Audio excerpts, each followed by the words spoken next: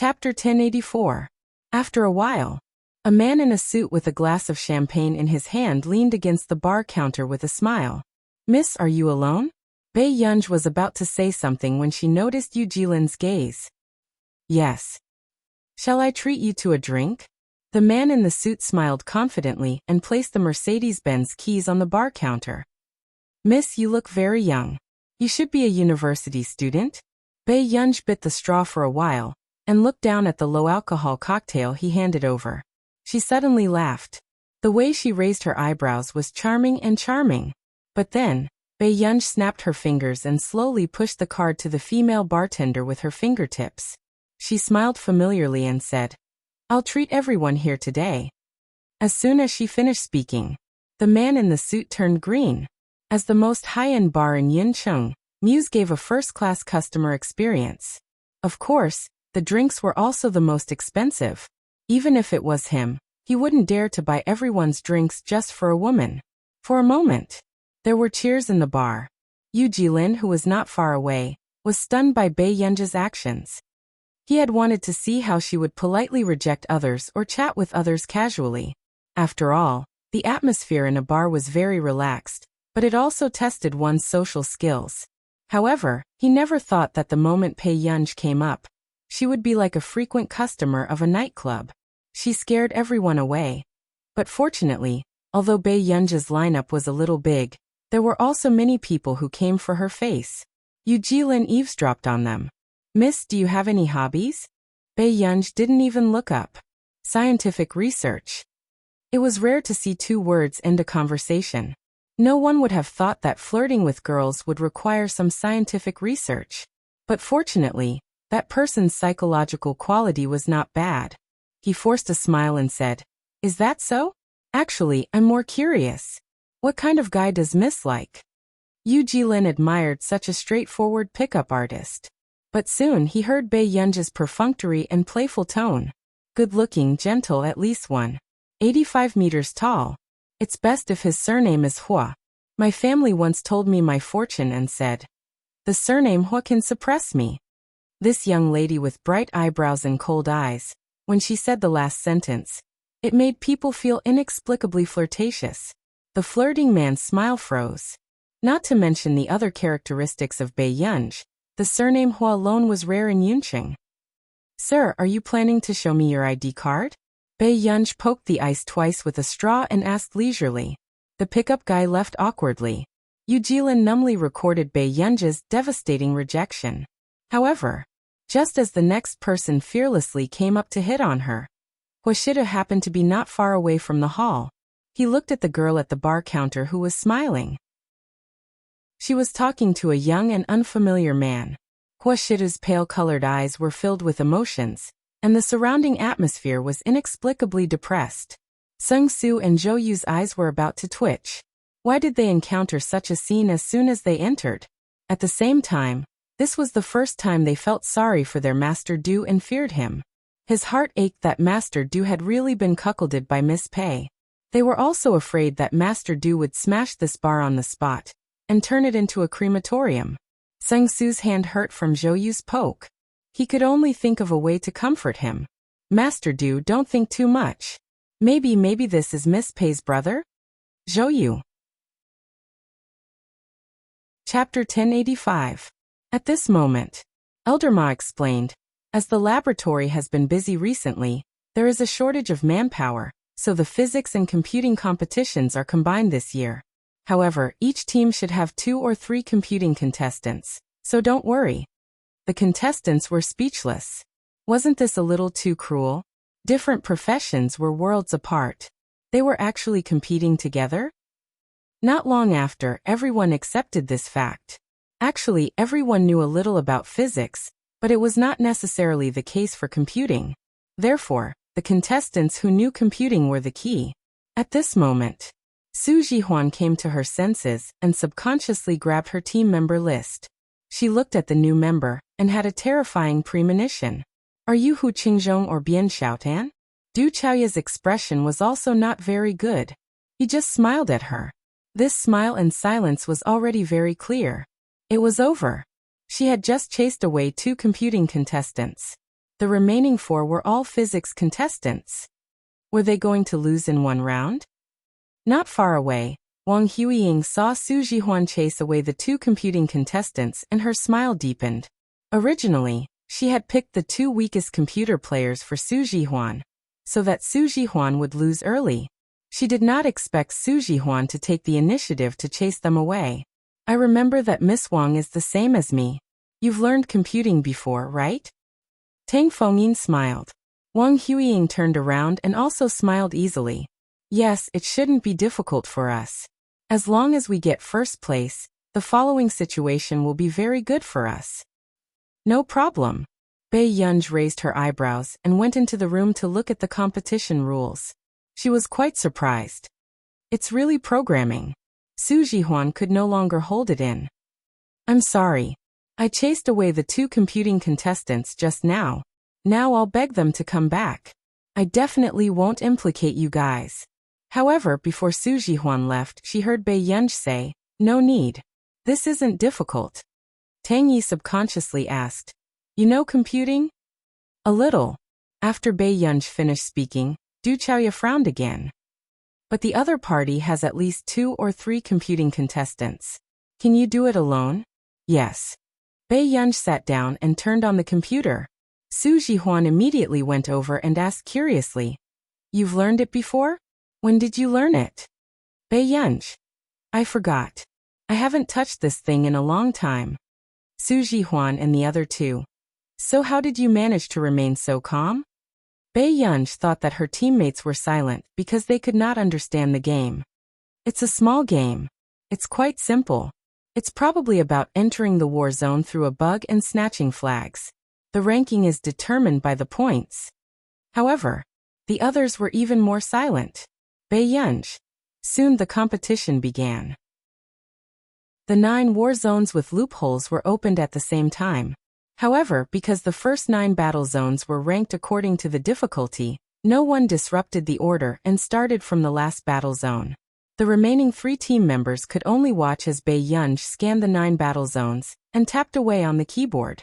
But in less than 10 minutes, Su Jihuan saw that Bei Yunj seemed to have changed the battle zone. What was even more eye-catching was that Bei Yunj had jumped out from the last battle zone. Su Jihuan was very anxious. Although she did not understand what Bei Yunj was doing, since there was no increase in points, it meant that Bei Yunj did not get a flag. She wanted to persuade Bei Yunj to start from the simplest battle zone. But she was afraid of hurting Bei Yunj's confidence. P.S. Good night. End of chapter. Chapter 1086. Sir, who are you looking for? Someone asked. Yu Jilin smiled. Miss Pei. At this moment, everyone in the private room felt the pressure around someone become even lower, making it hard for them to breathe. Suyu continued to watch the show. Oh, sir, what's your relationship with Miss Pei? I'm Miss Pei's. The doctor. Before Yu Jilin could finish speaking, Bei Yunj interrupted him. Just friends. The people around did not think much of it. Yu Jilin raised his eyebrows. He understood that Bei Yunj did not want anyone to know about her illness. Yes. Yu Jilin smiled. However, in the man's eyes, it was a different story. The man suppressed the darkness in his eyes. Under the ambiguous light, even his gaze became unfathomable. Suddenly, Hoshidu said unhurriedly, "What do you want to play?" Everyone's eyes lit up. This was the first time Master Du had participated in such a boring and meaningless game. Bei Yunja's eyes twitched. She knew that this man's abnormality today had something to do with her. She immediately said, "Yu Jilin, you can go back first. I'll go back later." With that said, Bei Yunja's gaze fell on Hoshidu. Yu Jilin's eyes flashed, and he looked at the man beside Bei Yunj. After a while he said, "Okay." He waited for them to leave. Bei Yunj looked at Hoshidu and tugged at his sleeve. "Brother?" Seeing that his reaction was still cold, Bei Yunja's eyelids twitched. "Miss Pei, are you going to participate?" Suyu asked excitedly and teased. "However, Miss Pei has so many friends. You should play this kind of game often, right? Then haven't I met my match?" Bei Yunj looked at him with a faint smile. She had long been unhappy that Suyu had asked Hoshidu out for no reason. "Mr. Su, you're too polite. How can I compare to your skills that you exchanged for your height? Suyu, who had been exposed again, was speechless. What did she mean? She couldn't bear to scold that person and vented her anger on him. In the end, Bei Yunj still participated, although her gaze was always on Hoshidu. Today, Bei Yunj's luck wasn't very good. She had drawn a dare in the first round. It was for Bei Yunj to sing a song with someone of the opposite sex. Bei Yunj had just frowned when Suyu felt the cold gaze of the people around Bei Yunj sweeping over him. Same sex. I'm wrong. Same sex. Suyu immediately admitted defeat. He couldn't help but curse in his heart. He thought that Master Du would be able to hold on for at least a few days. He didn't expect the slap to come so quickly. I'll drink. Bei Yunj was not in the mood to sing, so she picked up the glass of wine and drank it in one gulp. Then continue. Suyu's eyelids twitched. He didn't expect Bei Yunj to drink such a high alcohol content glass without blushing. Midway, Bei Yunj seemed to be coaxing a certain someone the entire time. The two of them were whispering to each other, as if no one else was around. Bei Yunj didn't notice that one of the women sneered and said in a strange tone, "It's really rare to see someone so attached." As soon as she finished speaking, Suyu could already feel the impact of these words. He looked at Hoshidu nervously. However, he didn't expect that the next person to be drawn would be Hoshidu. The game requirement. Both of them eat a chocolate bar. The atmosphere was cold. Bei Yunj pursed her lips when she saw Hoshidu actually reach out and casually pick up a chocolate bar. She was one step faster and held his hand. Hoshidu. Chapter 1087. The man looked up and met her eyes. Even the light in the depths of his eyes was hidden. You're not letting go? Bei Yunj had been coaxing him for a long time, but when she heard such a casual sentence, she was instantly angered. Very soon, Bei Yunj let go of his hand. She did not intend to continue serving this man. Her beautiful eyes curved. All right then, Mr. Hua, take your time. With that said, Bei Yunj casually took a few chocolate bars from his hand and took a bite of the chocolate bar. The chocolate tastes good. With that said, Suyu saw that Bei Yunj really dared to take a few chocolate bars. Without looking at her, he turned around and walked towards the door. Suyu had already started to imagine how dark Hoshida's expression would be. But then no one expected it. The man suddenly grabbed Bei Yunj's wrist and pulled her back. Before Bei Yunj could react, she looked up. The man suddenly bent down and gently bit the chocolate bar in her mouth. Bei Yunj's body froze. The few chocolate bars in her hand were crushed and fell to the ground. Just as she regained her senses, Bei Yunj suddenly bumped into the man's dark gaze. Faced with such a situation, Bei Yunj's experience was zero. But the man was like a natural hunter. Faced with Bei Yunj's stiffness and absent-mindedness, he suddenly pressed her palm neither lightly nor heavily, as if he was punishing her, but also as if he was reminding her to focus. He bit the chocolate bar an inch closer, and Bei Yunj could feel that the aggressive aura was far more than that. Along with that, the man's fingers caressed her palm, intentionally or unintentionally, making her feel hot all over. After regaining her senses again, Bei Yunj's ears turned hot from the man's fixed gaze. She subconsciously wanted to retreat. However, the man quickly grabbed the back of her neck with one hand, not giving her any chance to retreat. At this moment, when Bei Yunj looked up again, the man was already close to her. His breath mingled ambiguously, and his lips seemed to be close enough to touch hers, however. The man did not get any closer to bite this most ambiguous game ending point. Instead, he gently pinched the back of the girl's neck, which made Bei Yunj weak all over. She subconsciously understood his coaxing and hinting. Without hesitation, she approached him in a reckless and naive manner, and gently bit into the last bit of biscuit. Her lips also lightly touched the man's warm thin lips. The man let out a low laugh of pleasure from his throat. He smoothed the hair on the back of her head. Good girl. 3 seconds later, Bei Yunj licked her lips as if she hadn't had enough, but she happened to notice the gazes around her. He was too careless. She was so seduced by the D*MN man that she forgot about the onlookers around her. At this moment, no one dared to kick up a fuss. After all, the main character was the Hua family. Suyu glanced at the woman who had just spoken ill of Bei Yunj. His expression was ugly. Then, he looked at Huashidu and could not help but laugh. This person had been completely defeated. It was just a casual remark, yet he took it so seriously. I'm going out to take a breather. Even Bei Yunj could not ignore the meaningful gazes on the scene. After Bei Yunj left, someone drank too much and teased. Master Du will be pulled down from his pedestal one day? Aren't you afraid of being a hero's mound? These words were too bold. So much so that everyone was afraid of Huashida's reaction. But they did not want to. The man actually answered. Chapter 1088. However, it seemed like he was deliberately saying it for someone to hear. The man curled his lips, picked up the cigarette on the ashtray, and tapped the ash lightly. His peach blossom eyes curled up lazily and bewitchingly. I'll gladly endure the hardship under your skirt. As soon as he finished speaking, everyone present fell silent, and could not recover from their shock for a long time. This sentence gave people a strong sense of shock. Who would have thought that there would be someone who could make the Hua family's man willing to work for her? At this moment, the girl who had been gossiping earlier had turned completely pale.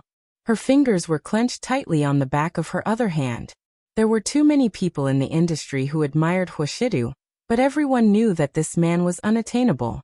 No one could pull him down from his pedestal. Hence, like others, she quickly dismissed the idea. However, she did not expect to see a beautiful girl being so bold as to be intimate with Huashidu today. Although the girl was coaxing him, she could tell that Huashidu treated Bei Yunj differently. That was why she could not help but say those words. She was indignant. However, she was timid and did not dare to approach such an unreachable man. And now, the unreachable man in everyone's eyes was willing to bow down to another woman in front of everyone. The game didn't continue either. Bei Yunj sat at the bar counter. She did not notice why there were fewer and fewer people in the bar before midnight. She leaned her head with one hand and closed her eyes sleepily. Outside the glass window, Yu Jilin had not left yet. He sat in the driver's seat and watched as Bei Yunj fell asleep bit by bit. His heart skipped a beat, and he got out of the car. He did not know why, but when he saw Bei Yunj alone in the bar, he wanted to wait outside the bar. At the entrance of the bar, just as he pushed open the door, he looked up and saw a handsome man sitting beside Bei Yunj. It was the man in the private room. Huashidu glanced at the wine bottle beside Bei Yunj and frowned. He then looked up at Sing Su. Is this wine? Bei Yunj had a good tolerance for alcohol, and he had never seen her drunk. Sing Su immediately said, It's Dr. Luo. Dr. Luo said that he wanted to give Miss Pei a dose of medicine. Luo Xie's original words were to quickly give Bei Yunj the medicine. But Sing Su didn't have the guts. He could only secretly whisper into the wine. The man was silent. What do you think is the use of drugs mixed in wine? Sung Su was so anxious that he stuttered. Master Du. How could he have thought so much? He couldn't just ask Bei Yunj if she wanted some medicine, right? Moreover, Miss Pei didn't know that Master Du knew about her illness. Therefore, when he saw that today was a good opportunity, he immediately acted. Huashidu glanced at him indifferently and threw the wine bottle away. Sung Su was also pulled away by Zhou Yu. Huashidu sat beside Bei Yunj. Seeing that the young lady looked good when she was sleeping, he couldn't help but smile. But soon, he remembered that Bei Yunj had been chatting happily with a strange man in this exact spot. Bei Yunj. The man shouted casually. Bei Yunj didn't know if it was a reflex response. She grunted in a nasal voice and didn't wake up. The man reached out and touched her head. He asked unhurriedly, Did you have fun with others today? Bei Yunj almost fell down along with Huashida's hand. You came to the bar alone with an unfamiliar man. The man deliberately pinched Bei Yunj's face childishly and said calmly, You need to be taught a lesson. End of this chapter. Chapter 1089. Bei Yunj's eyes flickered slightly as she glanced at this computing tutor. It's me. The tutor's smile froze and he looked at Su Jihuan and the rest. It was obvious that Bei Yunj looked the youngest in this team. It's really you? The moment the tutor finished asking, Wang Huiying's slightly dark expression returned to normal. Wang Huiying suddenly said, Miss Pei is very capable. You fixed the bugs in the 3rd to 9th battle zones, right? She continued. But aren't you violating the competition rules by doing this? The other contestants can't get in to get points. With that said, everyone's eyes were focused on Bei Yunj. It's a loophole in her cultivation? No wonder there are no loopholes at all. Damn, so she didn't even enter the 3rd battle zone. Isn't this too unfair? If she fixed the loopholes, how are we going to get points? That's right. Teacher, she's cheating.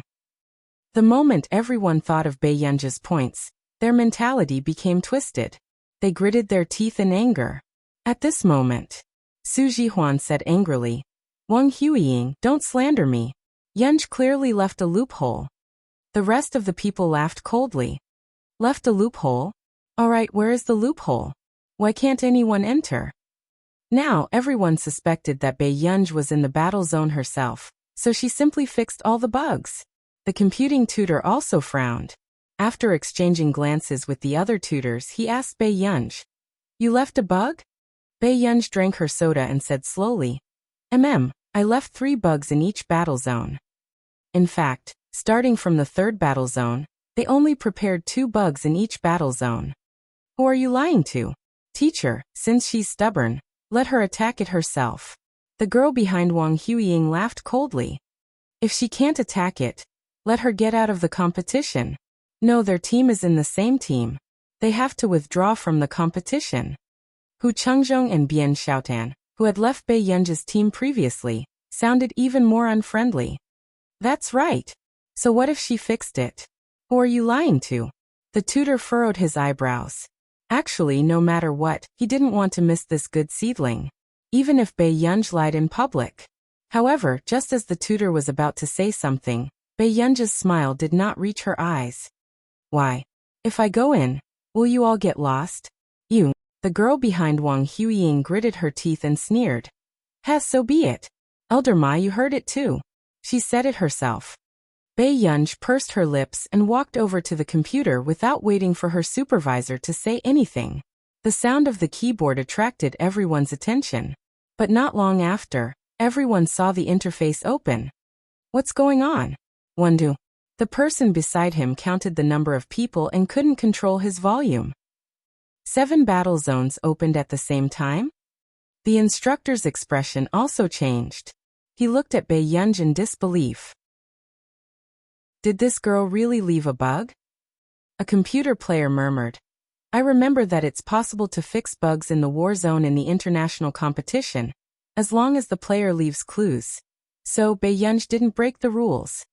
However, it wasn't that difficult for top players like them to find bugs in normal competitions. But Bei Yunj's bug was not even discovered by the tutor. This time, the girl beside Wang Huiying turned pale, and her voice trembled. How is this possible? Have you thought about how you're going to get lost? Her lazy and smiling voice had a hint of hostility. P.S. Good night. End of chapter. Chapter 1090. Who knew? The man slowly retracted his gaze and denied it lazily. No. Bei Yunj. Before preparing to go to the hospital for a physical examination, Bei Yunj finished her breakfast and sat under Hoshida's sofa to read documents. After the weather turned cold, the carpet on the floor was replaced by a Persian carpet. Bei Yunj preferred to lean on the coffee table with one hand and glance at the man's side profile out of habit. After a while, Bei Yunj heard Hoshidu talking to someone on the phone. The other party should be an older elder. Before hanging up the phone, he happily introduced his niece who had returned from studying overseas to Hoshidu. Hoshidu blocked him without revealing anything. He only said that he had a delicate girl at home, and was not in the mood to care about others. He did not name him, but the other party was a smart person and quickly understood what Hoshida meant. It turned out that this person from the Hua family was already hiding a mistress. You're not going to continue reading? Hoshidu saw the little girl staring at him. I'm done. Bei Yunj leaned her head against the sofa, her black hair falling loosely. As usual, she played with the man's slender fingers in boredom. Hoshidu was also used to Bei Yunj scratching his palm a few times like a cat when she had nothing to do. She also played happily. Even Sung Su was numb when he saw this scene. Bei Yunj suddenly asked, "Brother, do you have a drinking session today?" She heard it over the phone just now. "Yes, I'll be back later." Hoshida did not even look up. As soon as he finished speaking, there was no sound in the living room. Bae-yunj looked at Hoshida's serious side profile. When the man was working, his sleeves were also rolled up elegantly, revealing his beautifully muscled forearms. His pale-colored pupils were less frivolous, but they were even more attractive. After a while, Hoshidu felt an itch on the back of his hand. He turned around and did not know what the little girl was doodling on his hand. However, he did not resist. He just wanted her to be happy. It was only when Hoshidu finished reading all the information and left with Sung-soo that he remembered what he was doing. Hoshida looked down and saw that Bae-yunj had drawn a watch on his wrist. Sung-soo was also caught off guard when he saw Bae-yunj's masterpiece. Miss Pei was as brave as ever. There was no one more arrogant than Miss Pei. And then, what made Sung-soo's eyelids twitch wildly was that the man who had been carelessly doodled on his hand was not angry at all. Instead, he suddenly laughed. Even Sung-soo could sense the pleasure in the man's chuckle. "Master, do you?" Sung-soo gradually could not understand Hoshida's emotional fluctuations.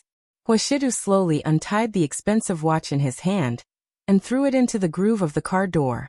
When they were in the car, she would admire her child's drawing skills from time to time. Sung-soo. It was really over. Miss Pei must have cast a goose spell on Master Du at the drinking party. The man didn't bother to hide the watch on his wrist. Everyone who saw it had the same question in their minds. Who had the guts to draw a watch on Master Du's hand? "Shidu, your watch." One of them was an uncle who had taken care of Hoshidu in the past. Everyone's gaze landed on Hoshidu. Who knew? This was the first time they saw it today. Hoshida's lips curled up. Even his tone was indulgent. "Someone at home reminded me to go home on time." At this moment, Sung-soo realized that the time on the clock was exactly 10:30. Chapter 1091. Elder Ma's anger made the entire place fall into silence. But in the next moment, Su Jihwan muttered beside Bae-yunj, "Yunj, don't think too much. There's a reason why they hate people who come from computing backgrounds." The former heir of Confederation 191 was abducted by someone who dabbled in computing. These words instantly enraged Elder Ma. Su Jihwan. It was not hard to suspect that if Su Jihwan wasn't from the Su family, he would definitely be killed by Confederation 191. It was simply a slap to the face of Confederation 191. "I didn't say anything wrong." Su Jihwan did not admit defeat, and his tone was filled with disdain. At the mention of the former heir, Wang Huiying's expression did not look too good either. As for the rest of the people present, they actually did not know much about the internal situation of Confederation 191, especially these old matters that had been hidden by Confederation 191 in the early years. In the end, Bae-yunj's team was the first to be taken away. On the way, Bae-yunj asked casually, "What's the name of the former heir of Confederation 191? "Shernani." After Su Jihwan finished speaking, he realized that something was wrong and immediately said, "Yunj, it's better not to mention this. They don't know your identity." Bae-yunj was silent for a moment. "Then what's the name of that computing student?" "I'm not sure. Anyway, he should be a teacher hired by Confederation 191, right? I heard that he's from our country." Hearing this, Bae-yunj felt that this person was most likely Nani. Bae-yunj was speechless. No wonder he hated computing so much. If the people from Confederation 191 knew that Bae-yunj was Nani's disciple, and was even sent here to look for information, they would probably die on the spot from anger. So Wang Huiying is Shernani's junior? Bae-yunj's eyes darkened slightly. Of course not. Shernani is the former heir of Confederation 191, and Wang Huiying's father, Wang Hui, suddenly passed away before he married Shernani. Perhaps the heavens are jealous of talent. After Su Jihwan sighed, he laughed coldly. Later, Wang Hui won the position of the heir of Confederation 191 with the excuse of loving his deceased wife deeply. However, after so many years, the Shi family did not let him inherit the laboratory. Su Jihwan's eyes were filled with ridicule. Love his deceased wife. What a joke. Wang Huiying's mother was the adopted daughter of the Shi family, a woman who climbed into her brother-in-law's bed. Suddenly, the tutor behind her walked over with a dark face. Su Jihuan, what are you talking about now? Su Jihuan shrugged and didn't say anything more. On the way, Bei Yunj glanced at Su Jihuan. Do you like Shernani a lot? Shernani is a rare talent. Su Jihuan lowered her head. It's just a pity that such a person has to have her blood sucked out by a despicable father and daughter after death. Every time she heard someone call Wang Huiying little Shernani, she couldn't help but feel nauseous. How could there be such a shameless person in this world? Bei Yunj was deep in thought. The next day, after passing the pre-competition assessment, classes began. Yunj, do you have a pen and paper? I didn't bring. Su Jihuan said guiltily. Bei Yunj. Bei Yunj immediately threw the notebook that Zhou Yu had given her to Su Jihuan. Bei Yunj was not interested in listening to such simple content repeatedly. Instead, she took the iPad and tried to enter the library system of Confederation 191. Bei Yunj, what are you doing? The tutor, who had been greeted by Wang Huiying a long time ago, immediately screamed when she saw Bei Yunj's distraction. Am I too simple, or do you know everything? Why are you so arrogant? End of this chapter. Chapter 1092. Bei Yunj's eyelids twitched as she looked up at him. What are you looking at? Inexplicably, the tutor felt goosebumps all over his body from Bei Yunj's stare. But then he said sternly, Confederation 191 doesn't need arrogant contestants. Go to the library right now and sort out the information. If you don't go, you can withdraw from the competition now. Su Jihuan panicked when she heard this. According to Bei Yunj's temper, she definitely wouldn't keep her. But then, Bei Yunj stood up and raised her eyebrows lazily. Teacher, how many days can I tidy up? The tutor's face turned green with anger. In the future, go to the library for my classes. I don't want to see you in the classroom again. The corners of Bei Yunj's lips curled up as she lazily picked up the iPad. Sure. Before she left, Bei Yunj considerately closed the classroom door. The contestants. Was this person crazy? What the tutor was talking about now was probably related to the competition later. It was equivalent to the scope of the exam. She really went to the library to sort out the information? She's really from a computer science background. She doesn't understand physics. Wang Man gloated. Wang Huiying smiled faintly. It's normal. Not everyone has the energy to do two scientific research directions at the same time. Yeah, she's not as good as you, Huiying. Huiying, you're a real genius. Wang Man said enviously. Then she smiled to vent her anger. By the way, if the old monster in the library is still there, Bei Yunj would probably be scared half to death. When Wang Huiying heard that person, coldness flashed through her eyes. In Confederation 191, everyone respectfully called her Mississippi. Only that old monster didn't know how to appreciate favors. Sooner or later, she would drive that old monster out. The library in Confederation 191 was not like the library in Yincheng. It had a bright dome and a spiral staircase that reached the top. There were also countless rare books in the library. Bei Yunj looked around and saw a transparent elevator. It should go straight to the top of the library. Not long after, Bei Yunj flipped through a few books on the first floor and went up to the second floor. About half an hour later, Bei Yunj arrived at the fifth floor. There was a hint of excitement in his eyes. Suddenly, a hoarse and unpleasant voice rang out from behind him. What are you doing? Bei Yunj turned around and saw an old man whose face was burned beyond recognition. His back was hunched, and there was not much gray hair left on his head. Even his scalp was faintly burned, and his gaze gave people a gloomy and uncomfortable feeling. Let me organize the information. Bei Yunj slowly closed the book. You are lying. Who are you? The old man's voice was hoarse and unpleasant to the ears. His gloomy eyes were like those of a ferocious ghost. In fact, it was very easy for people to panic. I'm a trainee. I didn't listen to the lecture, and was chased here by my teacher. Bei Yunj's eyes fell on the thing in his hand. Are you repairing books? The old monster froze. It's none of your business. Old mister, this thing must have been repaired for a long time, right? Actually, I can help you. Bei Yunji's words made the old monster sneer. You? I've repaired it. Can I have a look at this book? Bei Yunji picked up the book in his hand. The old monster looked at it, and unconsciously narrowed his eyes. Can you really understand this book?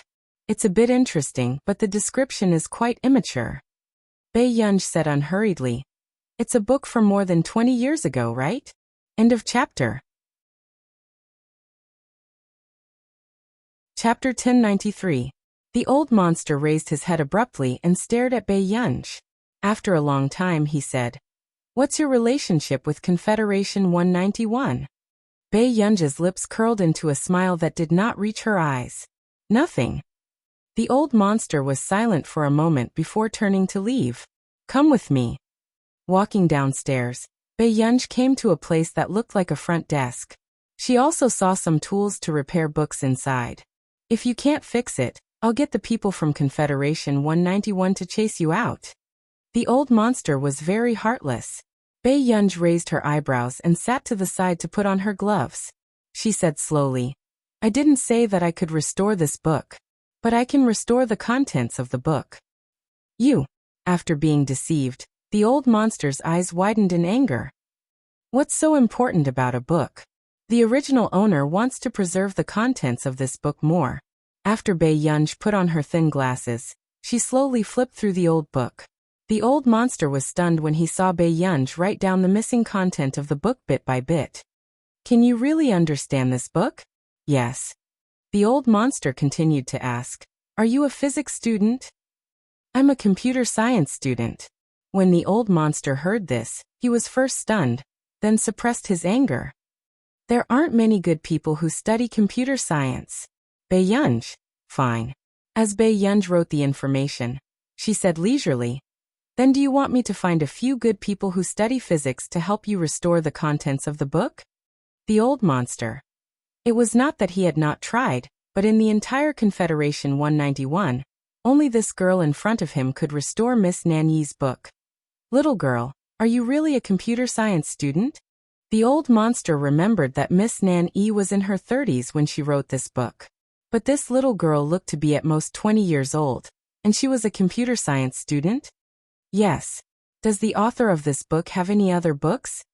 Bei Yunji continued, I want to understand her other books so that I can be more accurate.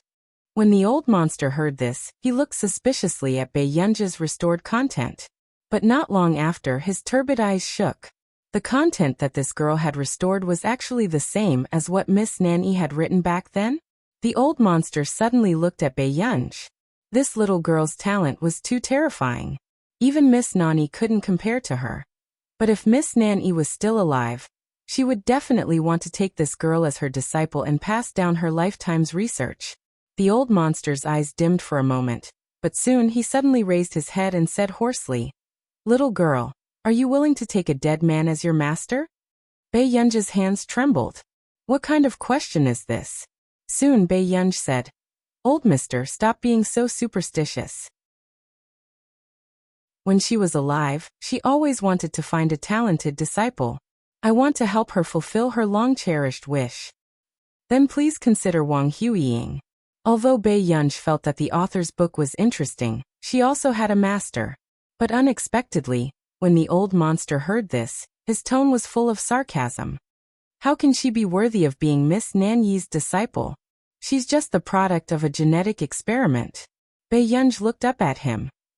Genetic experiment? The old monster laughed. Little girl, you haven't heard of it, right? That girl is just an experiment. She's different from someone like you, who is favored by God. P.S. Good night. End of chapter. Chapter 1094. Bei Yunji didn't say anything. She just continued to read the book.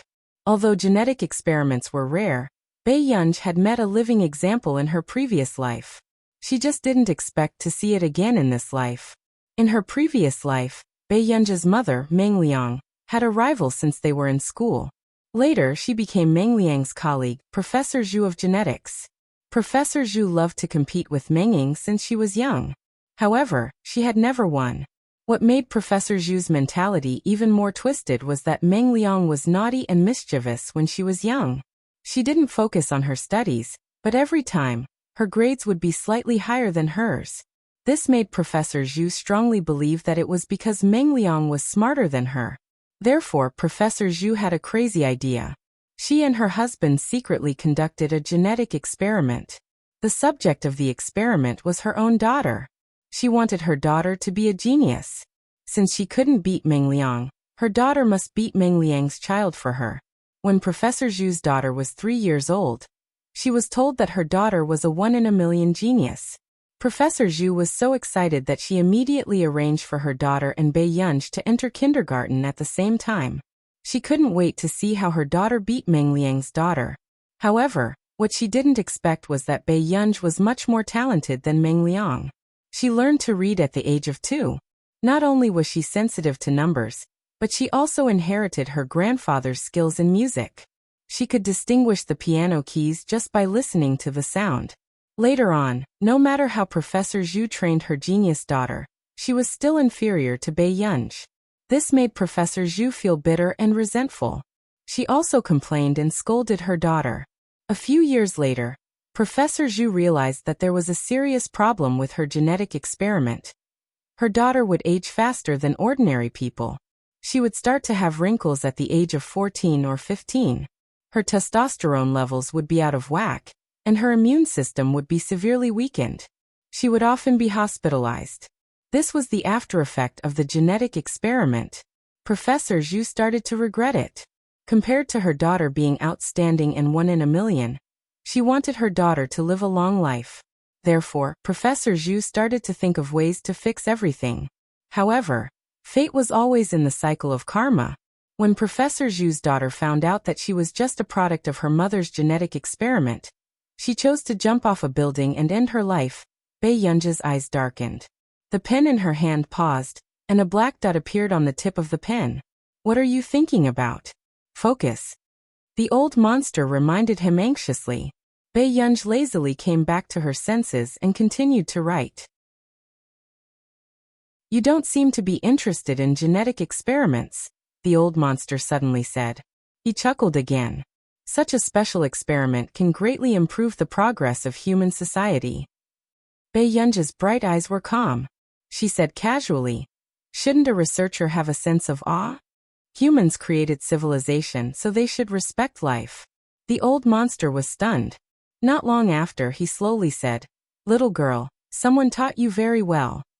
Even though he was in the world's top laboratory, he had never heard anyone say such words. "Little girl, are you really unwilling to be Miss Nanyi's disciple?" The old monster asked insistently. His eyes were fixed on her. "What if I can let you inherit Confederation 191? Bei Yunj's eyebrows twitched. She glanced at him. "Sorry, I already have a master." End of chapter. Chapter 1095. The old monster frowned unhappily. He didn't expect Bei Yunj to be so tactless. "Could it be that your master can compare to Miss Nani?" Bei Yunj. Before getting the information, Bei Yunj didn't intend to tell anyone that she was Nani's disciple. Otherwise, she might be chased out. "What's your name?" the old monster asked. "Bei Yunj." The old monster was silent for a moment. "My name is Oz." Bei Yunj couldn't help but ask, "How did your Nani die?" Oz's gloomy voice was hoarse and unpleasant. "This has nothing to do with you." "Okay." Bei Yunj flipped through the little content and replied lazily, "I can finish repairing this book in about a week." "You can't take these books out." Oz looked like he was guarding against a thief, his eyes wary. "Okay." Bei Yunj just curled her lips. "Then can I flip through the books here?" "Oz." "Up to you." "Then can I play on your computer for a while?" "Oz." Didn't this person think that he was being insatiable? Suddenly, a voice sounded from the door. "Oz." Oz's eyes darkened and he left after saying that. "You can play on the computer here, but don't make any sound." Bei Yunj raised her eyebrows and glanced at the black figure not far away. She had no interest in prying into other people's privacy. "In the library's rest area." "Is that your disciple?" "After so many years, You're finally willing to accept a disciple? The person who came had white hair, but he was in good spirits. She's not. Oz stretched out his skinny hand and used his long sharp nails to poke at the wick. He could clearly hear the sizzling sound of something burning, but he didn't seem to be in pain at all. The white-haired old man wanted to say something but hesitated. Looking at Oz's gloomy appearance, he also didn't feel good. Back then, in Shernani's words, Oz was an unforgettable handsome young man. But now because of Shernani he had become like this. Then why are you suddenly willing to interact with others? The white-haired old man laughed. Oz's tone was cold. You'll have to ask your people. A student who doesn't listen in class actually rushed to me. The white-haired old man. So she was a student from the training camp. I'll get someone to bring her back later. As soon as the white-haired old man finished speaking, Oz interrupted him. There's no need. She's not that annoying. Hearing this, the white-haired old man was suddenly interested in that student. After so many years, Oz's personality has become more and more withdrawn, and almost no one can enter his eyes. He wasn't averse to interact with strangers? Then we'll leave her in our laboratory? The white-haired old man smiled. Why are you looking for me? Oz asked impatiently. As soon as he finished speaking, the atmosphere there was a moment. I promise Wang Hui that as long as Wang Huiying can get first place in this year's training camp, I will relinquish my authority. In an instant, Oz slammed the table and stood up. His ugly face was ferocious and his hoarse voice was gloomy. What did you say? Yuns BTSS. STS, you want to let a person who killed your daughter take over Confederation 191? Oz, I'll say it again. Don't spout nonsense if you don't have evidence. Master Sure pursed his lips. Nani is dead. Confederation 191 needs a new successor. Although Wang Hui isn't qualified, Wang Huiying is a 1 in a million talent. Moreover, Wang Huiying's mother is also a member of the Sure family. End of chapter. Chapter 1096. Hearing this, Oz smiled. I was wondering how a despicable person like Wang Hui would dare to get that adopted daughter pregnant. It turns out that he had calculated that you would give up your power because of this relationship. I've already made a decision. I'm just informing you now. The head of the Sure family was silent for a moment before he looked deeply at Oz. Confederation 191 is already declining. Wang Hui has also pressured me for a long time. If I don't give up my power, he will take away some of the core researchers and Wang Huiying. Oz, the laboratory needs a genius like Wang Huiying. Her future will bring Confederation 191 back to its peak. But she's just a test subject. Oz was furious. The head of the Sure family's tone was calm. But you have to admit that only Wang Huiying can inherit Nani's mantle. Unless you can find someone more suitable than Wang Huiying. Otherwise, once this competition is over, I'll give up my power. With that said, the head of the Sure family turned and left. Oz's expression was terrible. Dad, why are you here personally? Wang Huiying asked in surprise when she saw Wang Hui. Wang Hui smiled and said, Huiying, Dad has something to talk to you about. Wang Huiying said, Dad, tell me. No matter what, you have to get first place in this competition. Wang Hui's tone was unprecedentedly excited. Huiying, your dad's hope. As long as you can get first place in the training camp, your grandfather will completely give up his power to me. I've been waiting for this day for too many years. You mustn't disappoint, Dad. Wang Huiying's tone was weak. Don't worry, Dad. How many times have I gotten first place since I was young? She said disdainfully. Grandpa should have given up his power a long time ago. Compared to my mother, he has always liked his biological daughter, Shernani. He has never admitted my identity to the public. Huiying, as long as you can win, you will be the one and only elder young miss of Confederation 191. Wang Hui's eyes were determined. When the time comes, Confederation 191 will be ours. A few days passed. In the classroom. Yunj, look at the results of our competition this time. It's almost done. Su Jihuan grabbed Bei Yunj's hand and said excitedly, when the time comes, we might be able to enter the top 5. Pei Yunj raised an eyebrow and walked toward Su Jihuan. She found that these three people's standards were indeed not bad. Especially that Tang Yi. You don't need me to do anything? Bei Yunj asked. Su Jihuan patted his chest. No need, you can just lie down and win.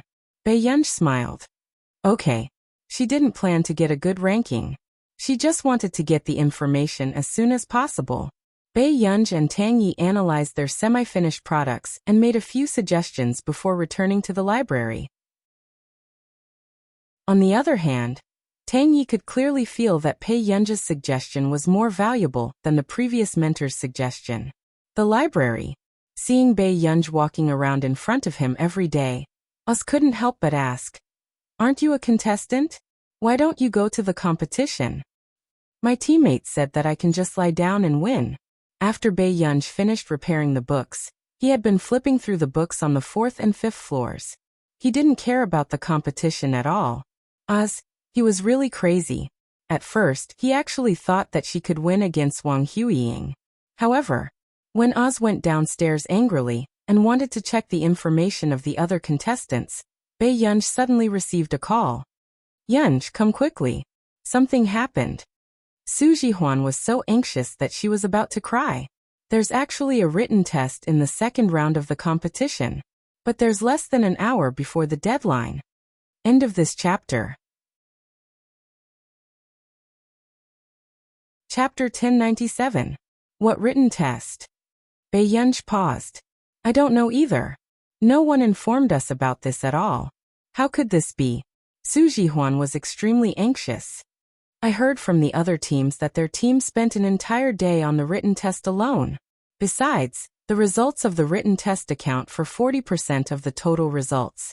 With that said, Bei Yunj heard Su Jihuan talking to Tang Yi softly, and thought that she wouldn't be able to hear her. Brother Yi, it doesn't matter if Yunj knows about this or not. Why don't we let her continue playing? Anyway, she's a computing contestant and can't help. Bei Yunj was speechless. Tang Yi's eyelid twitched and he quickly took the phone. Yunj, why don't you come over and we'll do it together? Send me a website address first. Bei Yunj walked to the front desk, turned on the computer, and logged into the written test website. She found that there were about 300 questions. Yunj, these questions are quite difficult. Let's do it together. Before Tang Yi could finish speaking, Bei Yunj's eyes darkened and she immediately said, It's too late. I'll do these questions. You guys continue to complete the report. With that said, Bei Yunj hung up the call. On the other hand, Su Jihuan regained her senses and felt suffocated. Brother Yi, are we really letting Master Pei do this alone? This written test accounts for 40% of the results. If the results of the written test were bad, they might be eliminated in the second round. Tang Yi pursed his lips and could only be firm in the end. Let's go and complete the report first. But Su Jihuan wanted to say something but hesitated. In the end, she could only lower her head and sigh dejectedly. This time they were finished. The second round of the written test? Oz glanced at Bei Yunj and then at his watch. There's only 50 minutes left. There are nearly 300 questions. How did you finish it? Before he could finish asking. In the next moment, he saw Bei Yunj staring at the screen with all her attention. The speed at which she was doing the questions was shocking.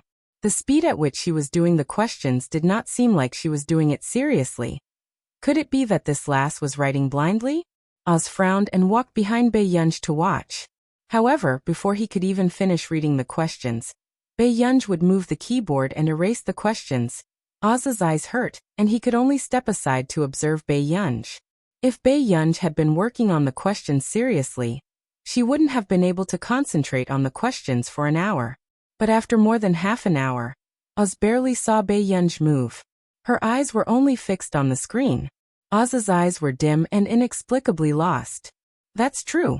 How could he finish the Confederation 191 written test in 50 minutes? No one else would be able to do this. 50 minutes later,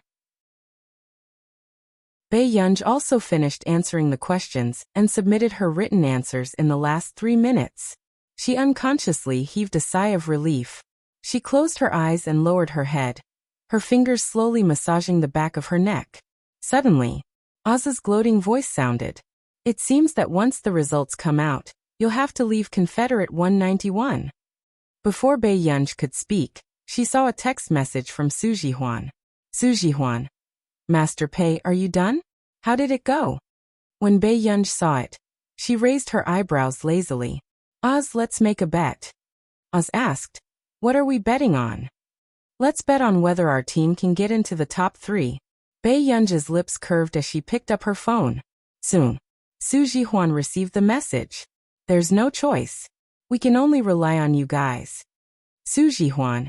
End of chapter. Chapter 1098. Su Jihuan's mind suddenly went blank. We're done for. What do you think? Du Chaoye and Tang Ye's eyes fell on it. Su Jihuan smiled stiffly. Maybe we can only take a gamble. Tang Yi and Du Chaoye. After that bet, Oz found that Bei Yunj had been reading on the 6th floor for 3 consecutive days. Oz couldn't help but ask, didn't you want to get into the top 3? Why are you holed up here? They can do it. Bei Yunj turned a page and leaned lazily on the floor. Oz, don't you have a cushion or something? The floor is a bit hard. Oz's face darkened. I don't have time to serve you like an ancestor. Fortunately, he didn't let this girl become Miss Nani's disciple. Although this girl was talented, she was too confident. Sooner or later, she would suffer a big loss. Oz couldn't help but mock. Little girl, don't cry when you lose. Time passed. It was finally the day of the announcement of the results. Bei Yunj had just sat down when she realized that Su Jihuan and the other 2 had dark circles under their eyes.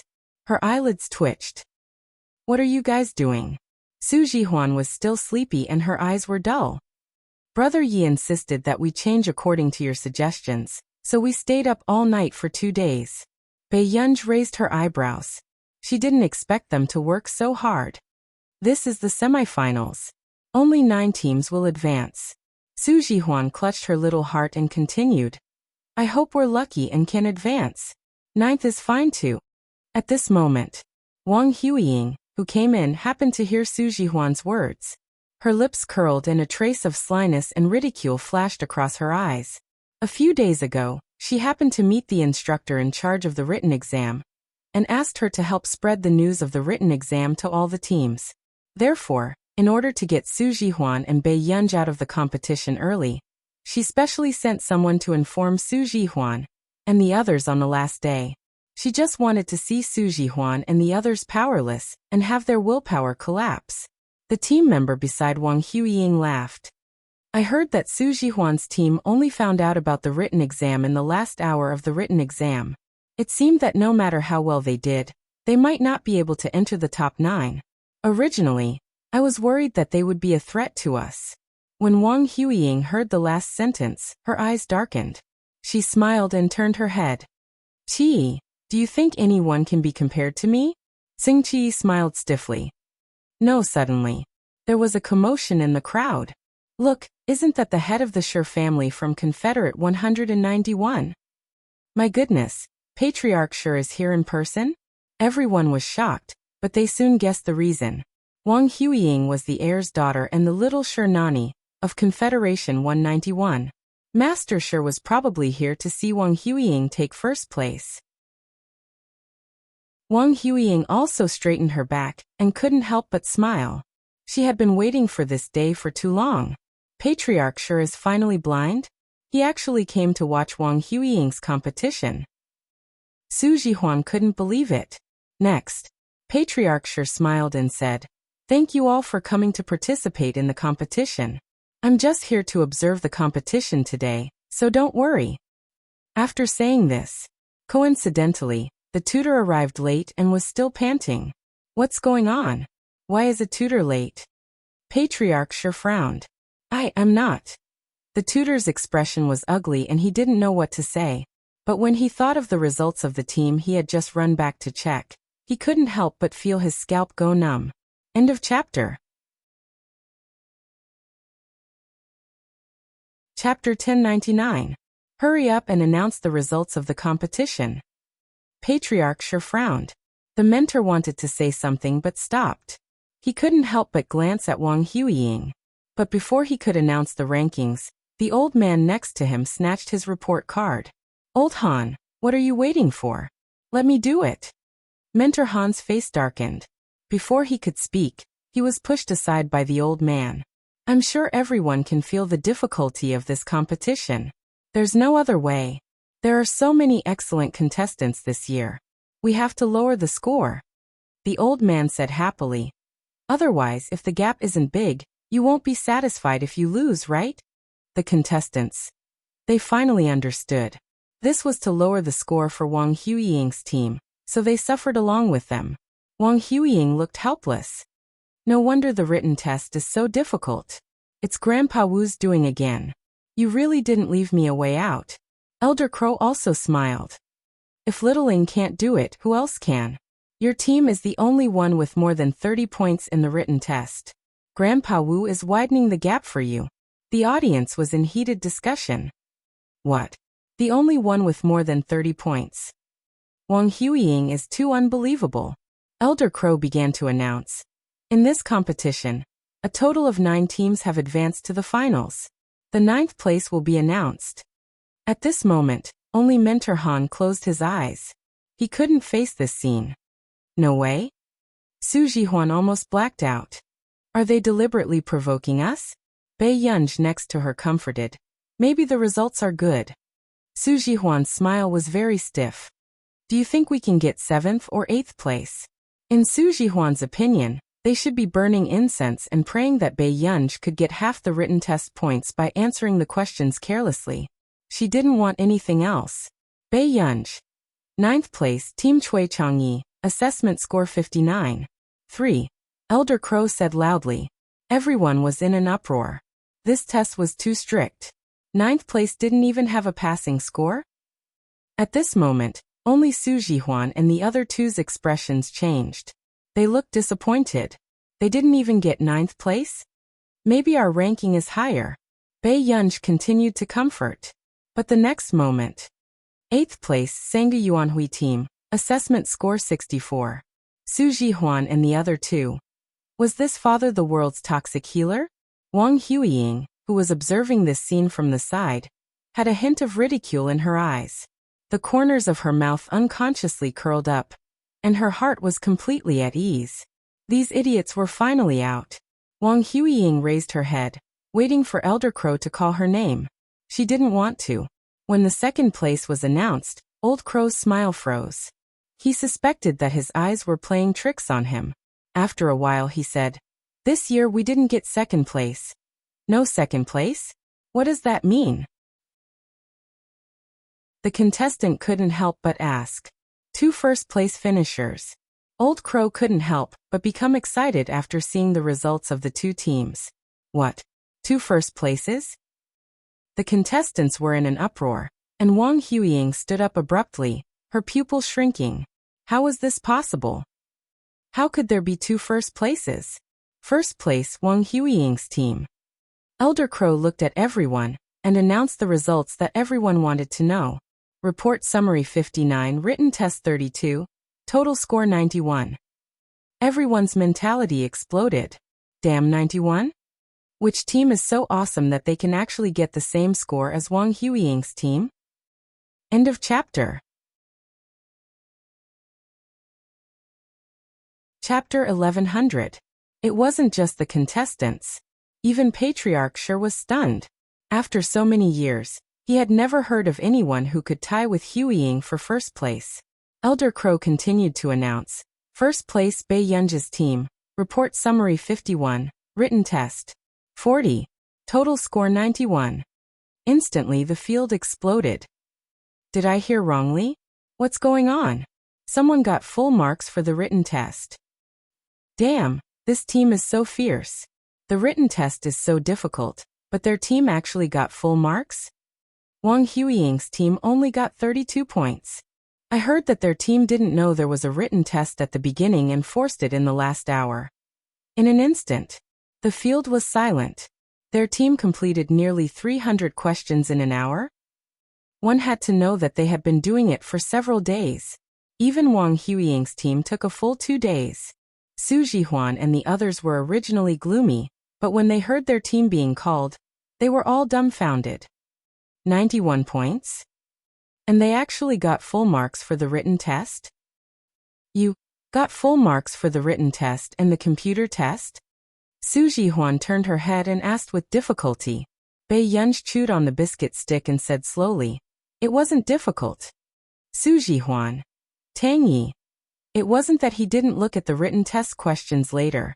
If it were him, it would probably take him 4 to 5 days to do it alone. And the other teams also completed it together with their members. But Bei Yunj completed nearly 300 questions in less than an hour alone? Our team is actually first.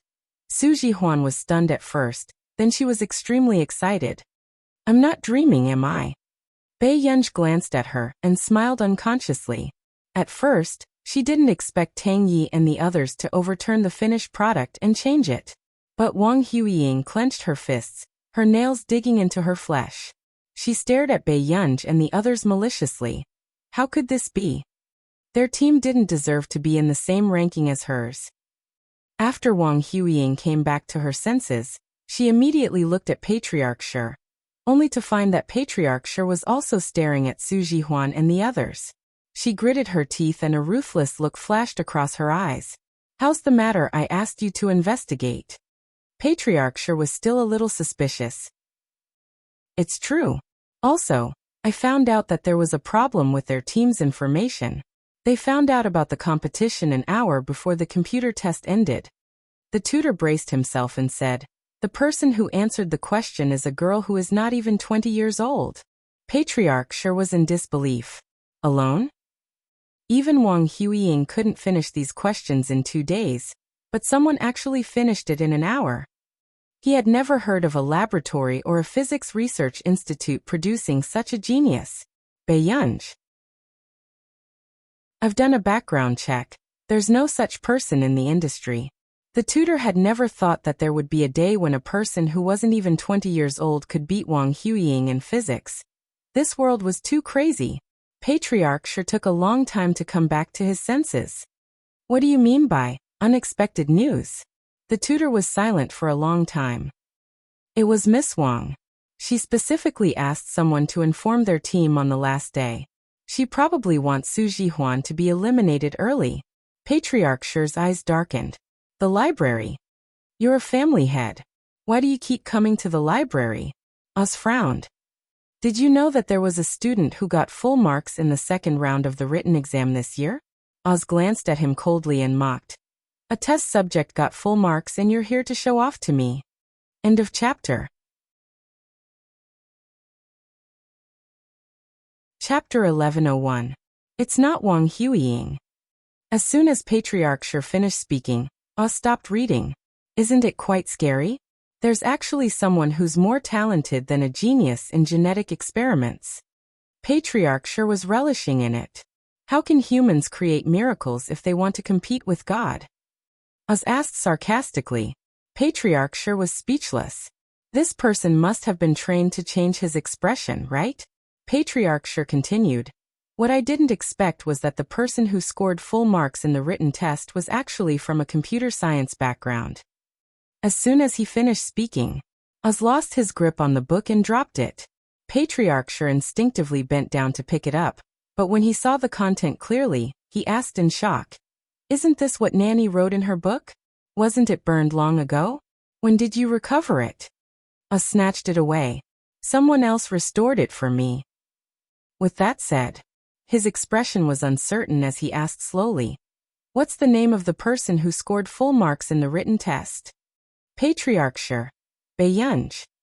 The veins on the back of Oz's hand that was holding the book tightly were bulging, and he couldn't suppress his excitement. It was really her.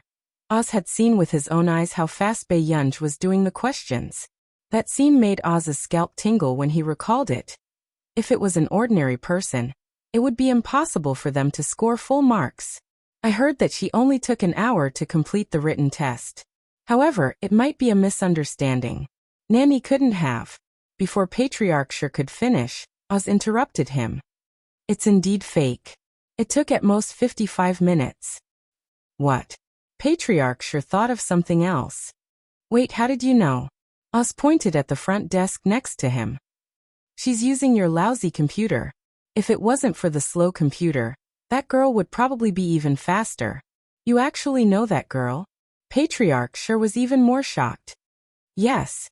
I also said that as long as she agreed to be Miss Nanyi's disciple, I would help her get the position of the successor of Confederation 191. Oz didn't feel guilty at all. Patriarch sure. Question mark. How could you dare to say such a thing in front of me? But she didn't agree.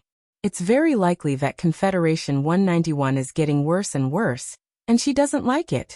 Oz's eyes were filled with disdain, as if Patriarch sure was dragging him down. Patriarch sure's face darkened. You. Anyway, Wang Huiying is not related to you by blood. Does it make a difference to you who inherits it? Oz said expressionlessly. Is Confederate Laboratory 191 something that can be casually handed over to outsiders? Patriarch sure glared at Oz and said in a deep voice. But a few minutes later, Master sure asked again. Bei Yunj has a few people in her family. Has she considered settling down in Continent K? When it comes to choosing a successor, I have to carefully consider it. That girl didn't agree to take over. You'd better not leak the news. Oz sneered. What do you mean by taking over? You. Before Patriarch sure could finish his sentence, Oz added. Oh right, don't let anyone tamper with this competition. This time, the bad girl is in the way. In the living room, the loud and ruthless slap caused the hearts of all the instructors present to tighten. Wang Huiying's head was thrown to one side, and her face was red and swollen. Trash. If Instructor Han didn't bet on the other team's points, do you think you would still be in first place today? Wang Hui's eyes were dark as he threw something at Wang Huiying's face. Take a good look. Do you have the right to get 59 points with your trashy results? End of chapter. Chapter 1102. Wang Huiying picked it up and looked at it. It was a comparison of her and Bei Yunj's results. Although Bei Yunj's team's results were slightly inexperienced in many areas, the key content was completely better than hers. Wang Huiying bit her lip. Her face was burning with pain, but it didn't affect her mood. Su Jihuan doesn't have the ability to beat me. I don't want to hear your explanation. I only want the results. Wang Hui's gaze was malicious. He sneered. Wang Huiying, you can't even compare to this kind of trash team. Do you still expect your name to go down in history? His words fell. Soon, Wang Hui's anger subsided slightly. He said again, Huiying, you disappoint me too much. Wang Huiying gritted her teeth. Su Jihuan, that group of trash, beat me this time just by luck. She took a deep breath, her eyes filled with stubbornness and cold pride. I underestimated them. Wang Huiying, this is the last time. You know what it means to be first this time. With that, Wang Hui left with a flick of his sleeves. When Sung Qi and the others arrived, they only saw Wang Huiying's eyes red and one side of her cheek red and swollen. Huiying, you what's wrong? Wang Huiying didn't speak. She just stood up slowly, her tone was cold and sarcastic. This time, I'm going to crush that group of trash Su Jihuan into the mud. Sung Qi and the others inexplicably didn't dare to look at Wang Huiying. This was the first time they saw Wang Huiying's gloomy face. The library. Bei Yunj had just reached the 6th floor when she was suddenly stopped by someone. Girl. Bei Yunj turned and saw Oz looking at her coldly. This gloomy image was very much like a big villain who killed people like flies. But in the next moment, Oz just threw a cushion to her. Don't dirty the cushion. Bei Yunj's lips curved. Thank you, old master. Hearing this, Oz didn't leave like before. Instead, he was silent for a moment and said, You won. I can give you the information. But you really don't want to be the successor of 191? Even if 191 lost, there's still no research institute that can compare to 191. Bei Yunj was unmoved. Seeing this, Oz's eyebrows twitched and he threw another book at her. Bei Yunj flipped through the contents. This was even more valuable than the scientific data and information left behind by Shernani. The author's name was J.H. Do you like this guy's book? Oz asked tentatively. Bei Yunj's eyebrows twitched. He didn't expect Confederation 191 to have such a high standard of books.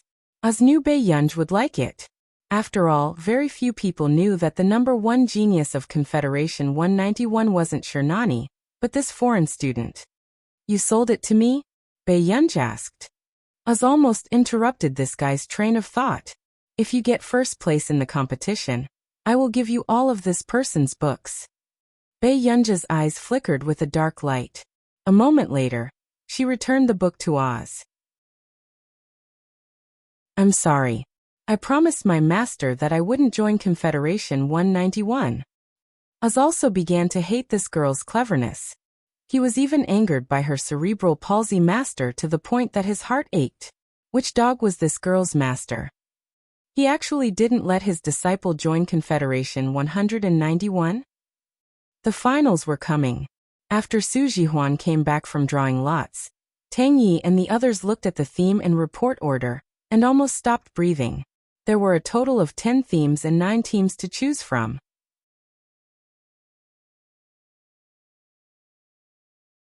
Chapter 1103. Brother Yi, I think I've used up all my bad luck for a year. Tang Yi was speechless. Congratulations. The corners of Du Chaoya's mouth twitched. Why don't we get Bei Yunj to do it? In the previous round, Wang Huiying's team probably didn't use their full strength. But now that the same theme was presented, wasn't this giving Wang Huiying and the rest a chance to torture them? But I've already asked Gu'er to sleep. She didn't seem to have rested yesterday. Su Jihuan said weakly. Let's do it. We can't leave everything to our companions. After Tang Yi finished speaking, a lazy laugh suddenly rang out behind him. But we're a team too. Tang Yi and the rest looked over instinctively. Su Jihuan jumped for joy. Yunj. Bei Yunj slowly placed the paper bag on the table. I brought you food. Thank you, Father Pei. Su Jihuan and Du Chaoya had already reached out to snatch it. What theme did you draw? Bei Yunj asked. After Tang Yi briefly explained, he was silent for a moment. Why don't you let us do it first this time? When it's about time, you can help us modify it. Bei Yunj thought for a moment. Okay. For a few days. Tang Yi and the rest were still diligently analyzing the data, and tutors often came to guide them. However, Tang Yi was careful and did not tell the tutor everything about the team's report. Soon, the tutor, who had just left Tang Yi's place, went to Wang Huiying's laboratory. Elder Ma, how's their progress? Wang Huiying asked. Elder Ma shook his head. That kid Tang Yi is very meticulous. He didn't tell me their content. Wang Huiying's eyes darkened and her expression was mocking. It's all right, Elder Ma. You can go back. Okay, Mississippi. After Elder Ma left, Wang Huiying suddenly said, Tang Fengyin, Tang Yi is from your Tang family, right? Is your Tang family planning to go against our Shi family? Tang Fengyin's usual gentle smile froze. Miss Wang, he's just an illegitimate son of a branch family. But he's still a member of your Tang family. Wang Huiying observed the experiment as she recorded the data. She only smiled generously. I still hope that you can do it. Otherwise, my father will doubt the sincerity of the Tang family's alliance. Tang Fengyin was silent. I understand, Miss Wang. A few days before the finals, the rain continued to fall. Bei Yunj had just thrown the umbrella into the bucket and was about to enter the library when someone called her from behind. Bei Yunj raised her eyebrows. Miss Wang seems to be quite free. Wang Huiying held the umbrella and chuckled in the rain. Miss Pei, I'm here to make a deal with you. As long as you can destroy Su Jihuan's report, I can let you enter Confederation 191 and get benefits that you can't even imagine. When Bei Yunj heard this, she curled her lips with great interest. Why, can't the Su family afford me this? Wang Huiying's smile faded, and her eyes became gloomy. Bei Yunj, even if you participate in the competition, you won't be able to beat me. Then what is Miss Wang afraid of? Bei Yunj smiled unhurriedly. Wang Huiying clenched her fists and sneered at Bei Yunj. Bei Yunj, you'll regret this. With that, Wang Huiying left. Bei Yunj was deep in thought. Before entering the library, she reminded Tang Yi and the others to protect the information and their own safety. But what was hard to believe was that Wang Huiying dared to make a move outside the laboratory building one day before the finals.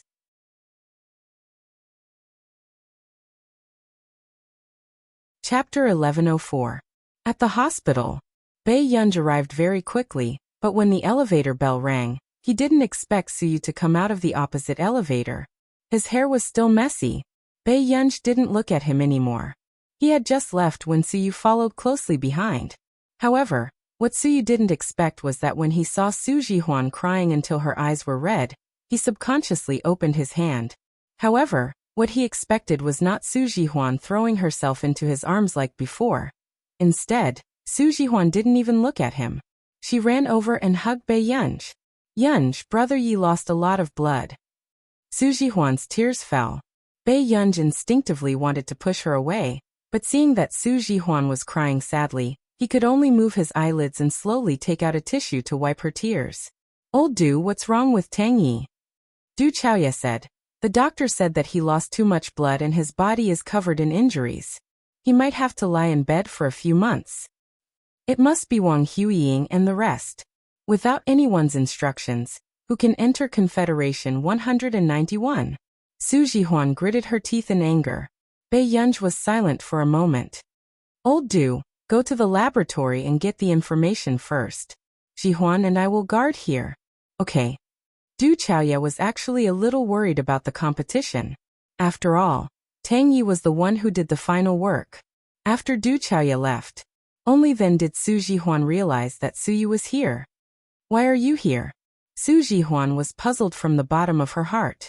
Suyu didn't expect that he had sent Su Jihuan to the Confederation 191 training camp, because he wanted Su Jihuan to stop clinging to him for a few days. But now, Su Jihuan seemed to have changed into a different person. She treated him as if he didn't exist and even questioned him like this. I heard that you were in the hospital. Suyu pursed his lips and couldn't help but look at Bei Yunj. Bei Yunj raised an eyebrow at him. Suyu was speechless. Yet this person had someone protecting her. Then you can go back. I have to wait for Brother Yi to wake up. Su Jihuan was still a little overwhelmed. Her mind was filled with Tang Ye's blood. Suyu was inexplicably frustrated.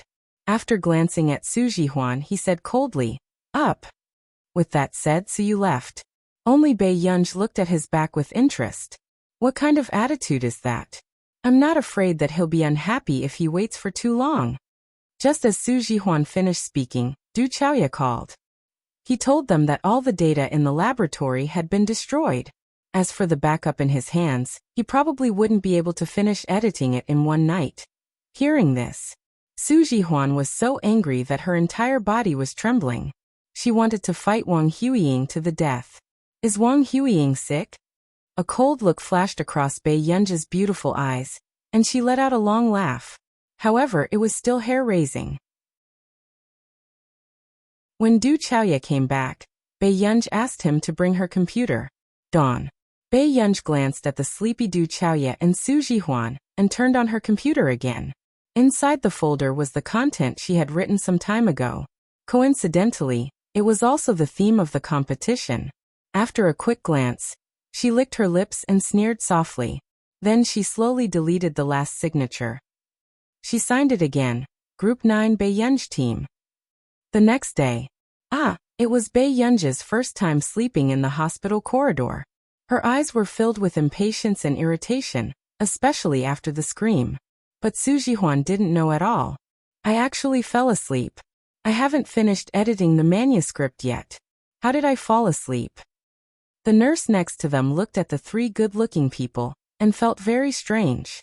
There's still an empty ward. Why are you sleeping on the bench? The young ladies and young masters.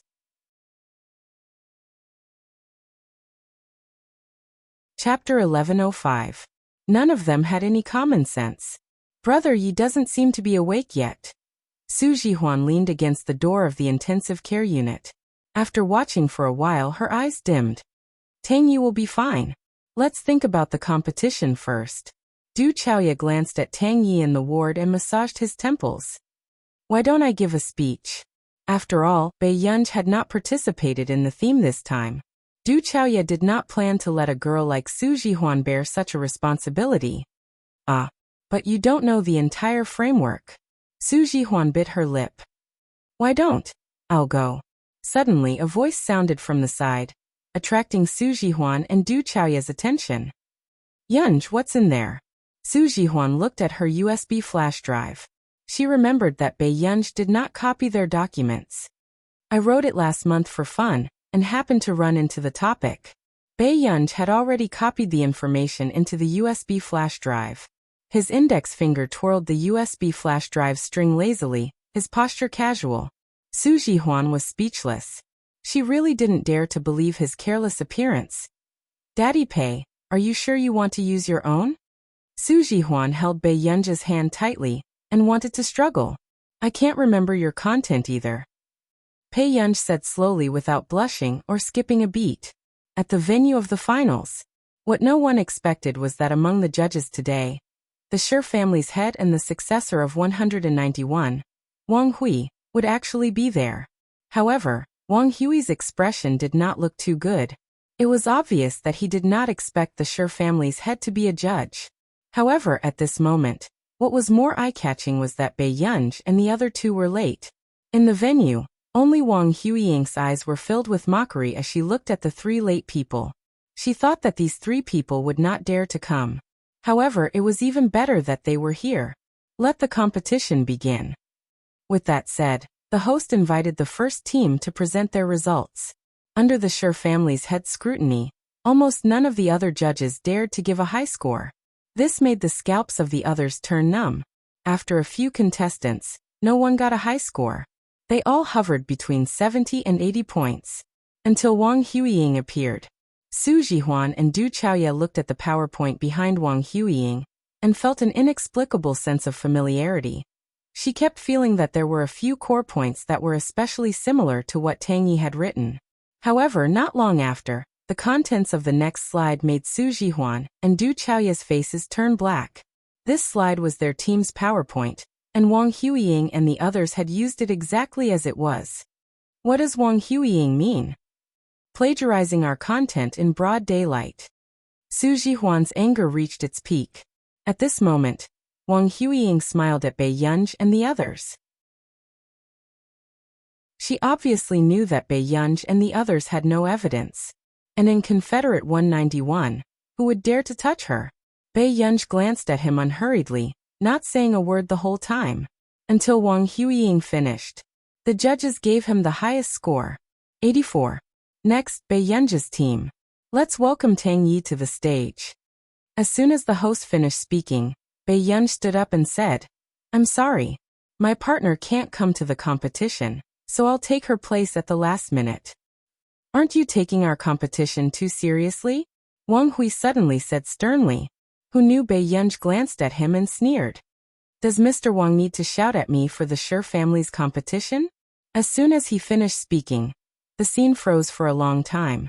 This was the first person who dared to point out Wang Hui's weakness. He was a ruthless person. P.S. I don't have any ideas, so I wrote a little slowly. I'll write more today. I'll continue tonight. Chapter 1106. Only Su Jihuan suspected that Bei Yunj had just woken up and wasn't in a good mood. But as expected, Wang Hui's face darkened completely. However, Bei Yunj's tone was casual and her terrifying aura was hard to ignore.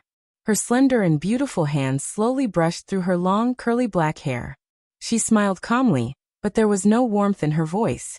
Okay, it's not time to settle the score yet. Wang Hui was about to say something when he suddenly met Bei Yunj's curved eyes. Her beautiful eyes seemed to be smiling but not smiling, cold and terrifying. It made people shudder. Wang Hui's heart inexplicably skipped a beat.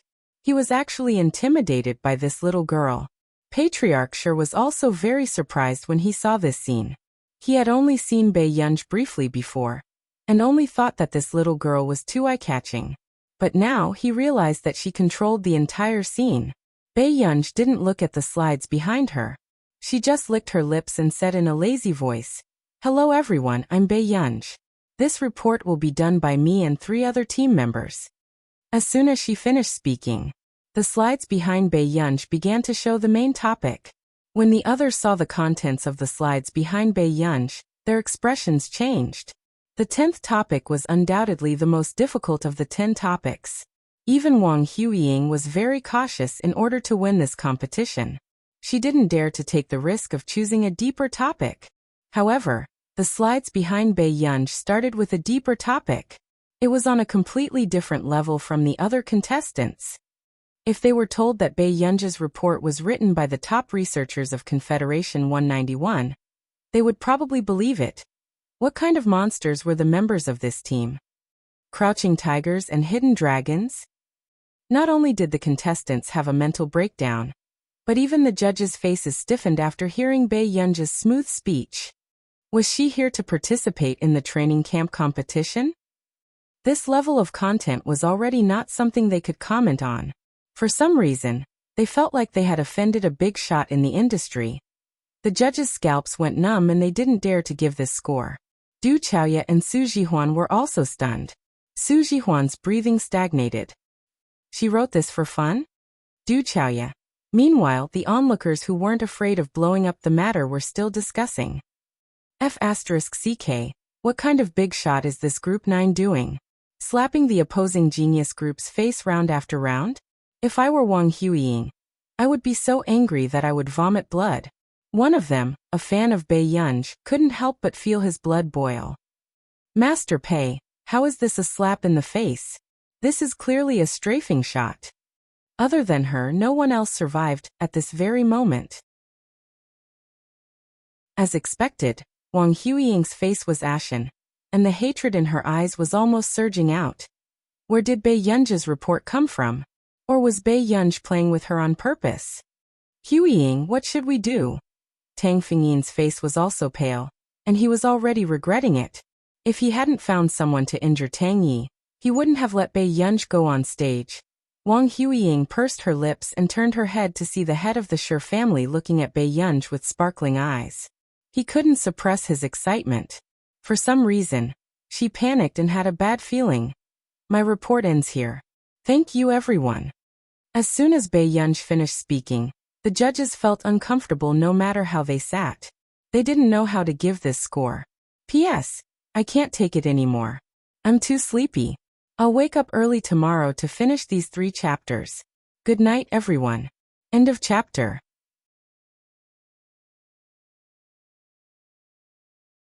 Chapter 1107. The judges stared at each other in a deadlock. They were all egging each other on to be the first to give Bei Yunj a score. At this moment, Master Shi had just calmed down. He couldn't help but frown and ask, "What are you all waiting for?" After a long while, one of the judges said helplessly, "Master Shi, this score, how are we going to give her a score?" Someone immediately answered, "Actually, I heard about this topic at Our Nation's Physics Research Institute last time. But in terms of the content of the report, it's not as deep and accurate as this contestant. There were many physicists in our nation. They were even more skilled than the core members of Confederation 191. To be able to suppress the report of Our Nation's top physics research institute, this score was not something they could give her." Master Shi was speechless. No one had expected this scene. A rookie training camp could actually have such a godly contestant. Soon, after the judges finished their discussion, everyone saw Master Shi walk in front of Bei Yunj. Miss Pei's talent is outstanding. She's even more outstanding than my most outstanding daughter. Instantly, the contestants were in an uproar. Wasn't Master Shi talking about Nani? Many people subconsciously looked at Wang Huiying. After all, Wang Huiying had been calling herself Little Nani for so many years. But Master Shi said this in front of so many people. Wasn't this a slap to Wang Huiying's face? Sure enough, Wang Huiying's face was as black as a pot. Clan head Shi, why didn't you report your points? Only Su Jihuan asked with concern. Master Shi laughed and said again, "The judges here probably don't have the ability to give Miss Pei a score like this. But first place is undeserved. Ashamed." Suddenly, Wang Hui's gloomy voice interrupted Master Shi's words. "If Miss Pei is this good, why would she participate in this kind of competition?" Wang Hui sneered. "I have reason to suspect that Bei Yunj is openly cheating. Wang Hui. Master Shi's expression changed. He didn't expect Wang Hui to be so impatient. But Wang Hui continued in a gloomy tone. Dad, this person's motive is unclear. We should remove her name from the list and kick her out of this competition. Wang Hui had been working under family head Shi for a long time, so he could more or less guess what family head Shi's motive was. Comparing Shi Nani to Bei Yunj, it was very likely that he wanted to let Bei Yunj, an outsider, take away his position. He would never allow such a thing to happen. Hurry up and call someone over. Chase this person out, Wang Hui said coldly. But in the next moment, Oz's voice sounded coldly. Drive them out? What right do you have to make decisions for Confederation 191? When Wang Hui saw Oz walking over, he sneered. So it's you. You're trying to trip me up behind my back. Oz sneered.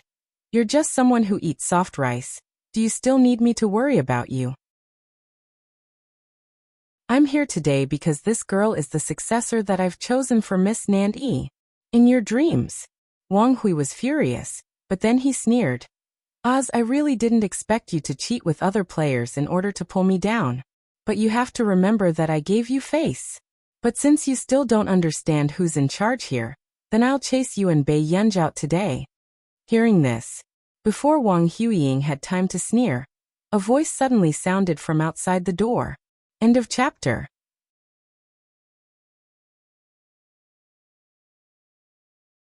Chapter 1108. Who's tired of living now? How dare you touch my disciple? Everyone turned around and suddenly saw an old man in a neat suit. Although his expression was calm, there was a majestic look in his eyes. Bei Yunj was quite surprised. He didn't expect Nancy to come here. Who is this old man? The contestants below the stage were all discussing. No one knew him. But the old members of Confederation 191 were shocked. Even their voices were filled with disbelief. Teacher Nancy. It's Mr. Nancy. Most of the contestants were still young and didn't know what the word Nancy meant in the scientific research circle. But Confederation 191 had witnessed with their own eyes how many achievements Nancy had left in this era. At this moment, Oz's hoarse voice was even more unsettled. His expression was distorted. Bei Yunj is your disciple? Nancy turned and looked at Oz for a while before recognizing him. Yes, you're Oz. He didn't know when Oz's face was disfigured, and the way Oz and Patriarch Shi looked at Nancy was as if they couldn't wait to fight him on the spot. They were so angry that their teeth itched. This dog was really shameless. He actually dared to come to Confederation 191. Are you worthy of stepping into our Confederation 191? Patriarch Shi's tone was angry. When Nancy heard this, he immediately sneered and retorted. Patriarch Shi loves his son-in-law better than his daughter. Can't wait to fight for his son-in-law. You're slandering me. Patriarch Shi was so angry that he almost fainted. He pointed at Nancy and gritted his teeth. You shameless thing. You've done so much evil, yet you're still blaming me. Bei Yunj looked at this scene and couldn't help but twitch his eyelids. Master. As soon as he finished speaking, Nancy didn't continue to scold Patriarch Shi. Bei Yunj thought for a moment and said slowly, Patriarch Shi, I understand that you have grudges with the previous generation. If you really hate my master that much, you can remove me from this first place. I also hope that 191, as the largest laboratory in Continent K, will treat my companions fairly. Hearing this, Su Jihuan and the other two couldn't help but look at Bei Yunj. If it weren't for Bei Yunj, how could they have gotten first place? But before they could say anything, Oz said, Little girl, the Confederacy 191 only has a problem with him. They have no problem with you. Nancy slowly turned to look at Bei Yunj. Clearly, he didn't understand why the old bastards of Confederate 191 had such a different attitude towards his disciple. However, suddenly, Wang Hui's gloomy voice rang out.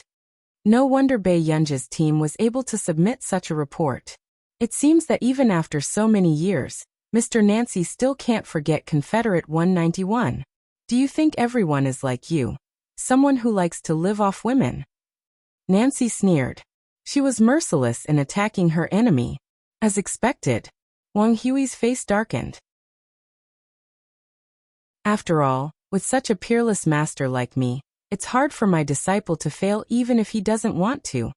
Nancy was still sighing with emotion, but her heart was blooming with joy. Who would have thought that his disciple would be able to slap Wang Hui's face? Bei Yunj. But in the next moment. However, Patriarch Shi hurriedly ignored him and walked to Bei Yunj's side. Yunj, why don't you consider removing your master-disciple relationship with that old thing? Our Confederacy 191 has high hopes for you. Patriarch Shi was just short of saying, what do you think of my position? Bei Yunj was speechless. Shi Hongsun, what do you mean? Are you trying to steal my disciple in front of me? Nancy said with a shocked and angry expression. End of chapter.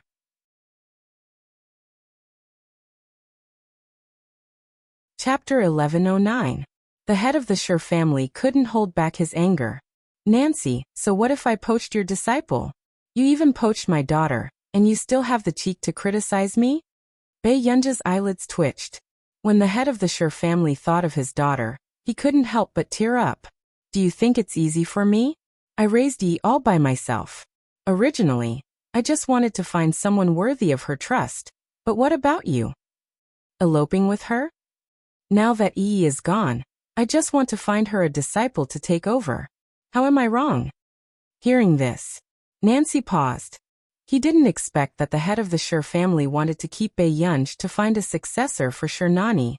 After a short silence, Nancy was a little helpless. This matter still depends on what Gur thinks. Oz glanced at Nancy coldly and said in a sarcastic tone, you taught her well.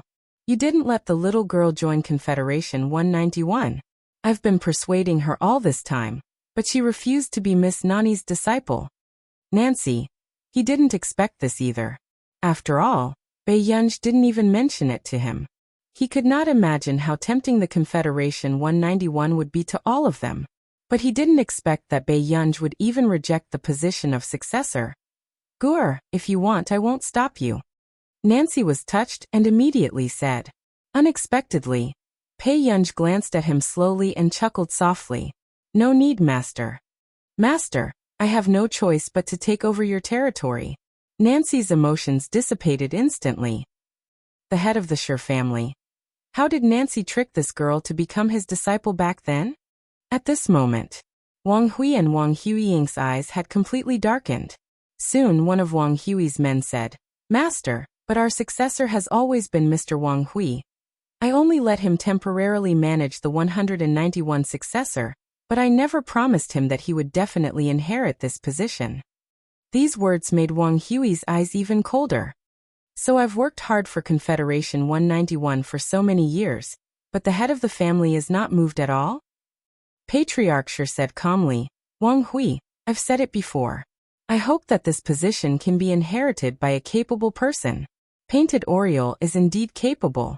I can let her continue to stay in Confederate 191.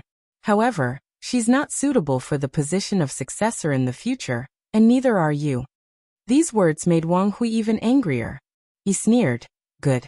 Good. Patriarch Shi was indeed bold. But do you really think that Confederation 191 can survive without me?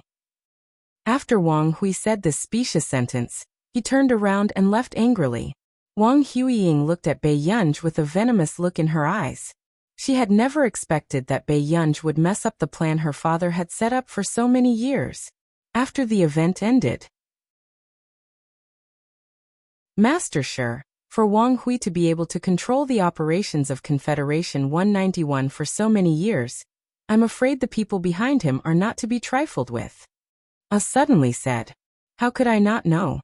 Patriarch Shi smiled and said, but I always dream of Nanny crying to me, saying that she doesn't want to marry Wang Hui and doesn't want to have anything to do with him. Even if something happens, I'll take responsibility for that little girl, as long as she's willing to inherit Nanny's position.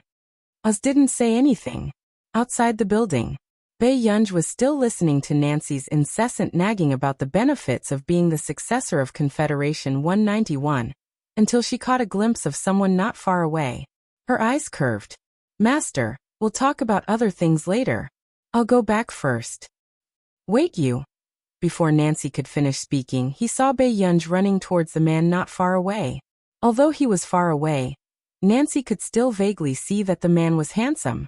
He was wearing a black and gray woolen coat and had a noble temperament. Only Bae-yunj ran closer and saw that the man's short black hair was stained with snow. His expression was light, but his light-colored eyes were staring straight at her. Bae-yunj's heart skipped a beat. Suddenly, she only heard the man chuckle. Bae-yunj thought that her thoughts had been seen through and her tone was not very good. "What are you laughing at?" "It's quite good." The man naturally held the little girl's hand. His magnetic and deep voice had a smile that made people blush and their hearts race. He said lazily, "It seems that there are no male classmates in the training camp who are better looking than me." Bae-yunj? After not seeing him for so long, this D***MN man's first words were flirtatious? After getting into the car, Bae-yunj did not look at Hoshidu. But after a while, Bae-yunj felt that something was wrong with this route. She asked, "Where are we going?" The man said unhurriedly, "Luosie's place." "Bae-yunj, you don't want to go? Just help me test a new machine, okay, Yin?" The man's deep voice was extremely seductive, but his hand gently pinched her palm and rubbed it gently, making her heart itch. They walked into Luosie's laboratory. Luosie also had a sour expression on his face, but he did not expect to see Bae-yunj's expression when he looked up. This person was even better at showing expressions than him. Luosie sneered and could not help but glance at Hoshidu. How did Bae-yunj look like there was something wrong with him? "Miss Pei has been sent here by Master Du time and time again. Could there really be a problem?" Bae-yunj heard Luosie's probing and looked up at him. But in the next moment Luosie mocked. "If your heart is really twisted and you like to find trouble with others, this is an education problem. I can't help you." Bae-yunj sneered. Dr. Luo is still single and likes to go around acknowledging relatives and educating them. If you really have some hidden illness, why don't you go see a doctor? Instantly, Luosie's face darkened. What did Bae-yunj mean? Did she say that he had a problem in that area? Outside the door, Zhou walked to Hoshidu's side and reported about Confederation 191. Hoshidu raised his eyebrows. He did not expect Shi Hongsen to be willing to pass his position to Bae-yunj. Zhou glanced at Hoshidu and said, "Master Du, this Wang Hui is also valuable to us." After all, Wang Hui was also a chess piece that Hoshidu had set up in Confederation 191. Therefore, when Wang Hui contacted Zhou through someone and hoped that Zhou could help him, Zhou hesitated. "Zhou, you've gone overboard." The man's voice was indifferent, but there was no warmth. Zhou wanted to say something but hesitated. However, when he saw Hoshidu's indifferent gaze, Zhou felt as if a bucket of ice water had been poured over him. Zhou quickly lowered his head and admitted his mistake. "Yes." Hoshidu only glanced at him casually. Not long after, the corners of his lips suddenly curled up. He reached out and picked up the red scarf that Bae-yunj had placed at the side. He said casually, "Clean up the people from Confederation 191. Don't cause trouble for my girl." Zhou, "Yes. However."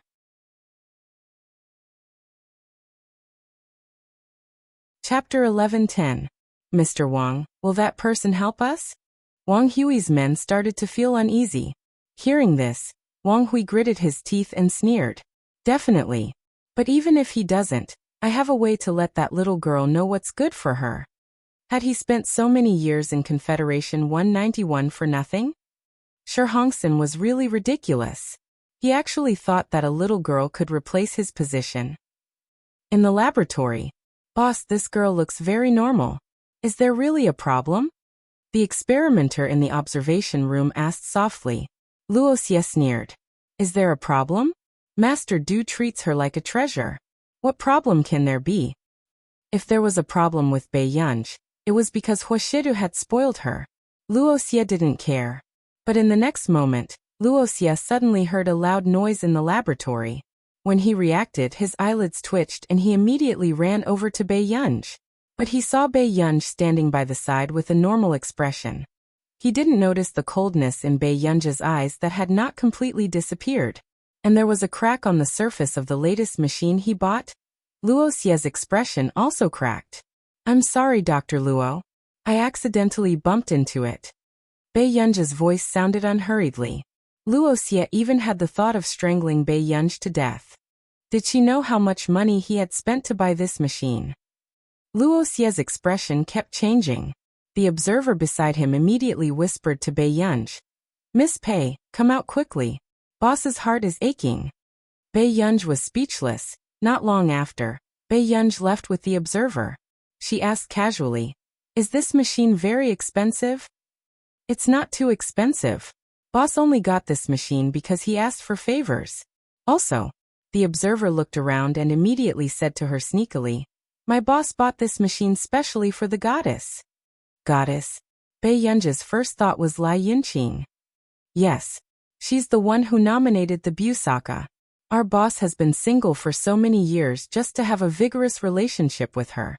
The researcher said excitedly. Bei Yunj felt a chill run down her spine. The next moment, the man's voice sounded indifferently. Yun. Inexplicably, Bei Yunj seemed to sense the coldness in the man's voice.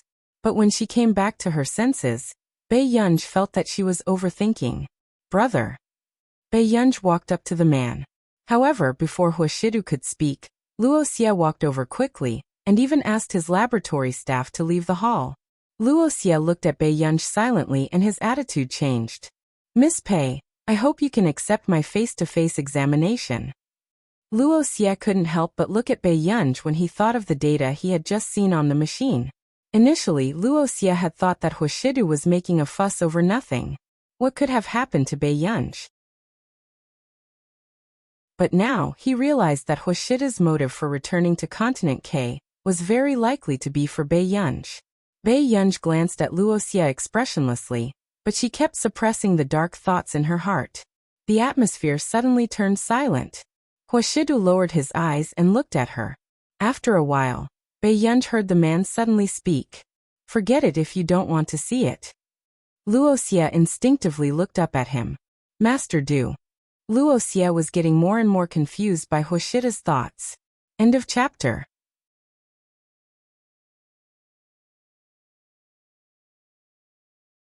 Chapter 11:11. Luo Xie, continue with your work. With that said, Huashidu left with Bei Yunj. However, in the car, Huashidu received a message from Luo Xie and the data recorded by the machine. Luo Xie suggested that he bring her to his laboratory again to investigate the cause of Bei Yunj's illness.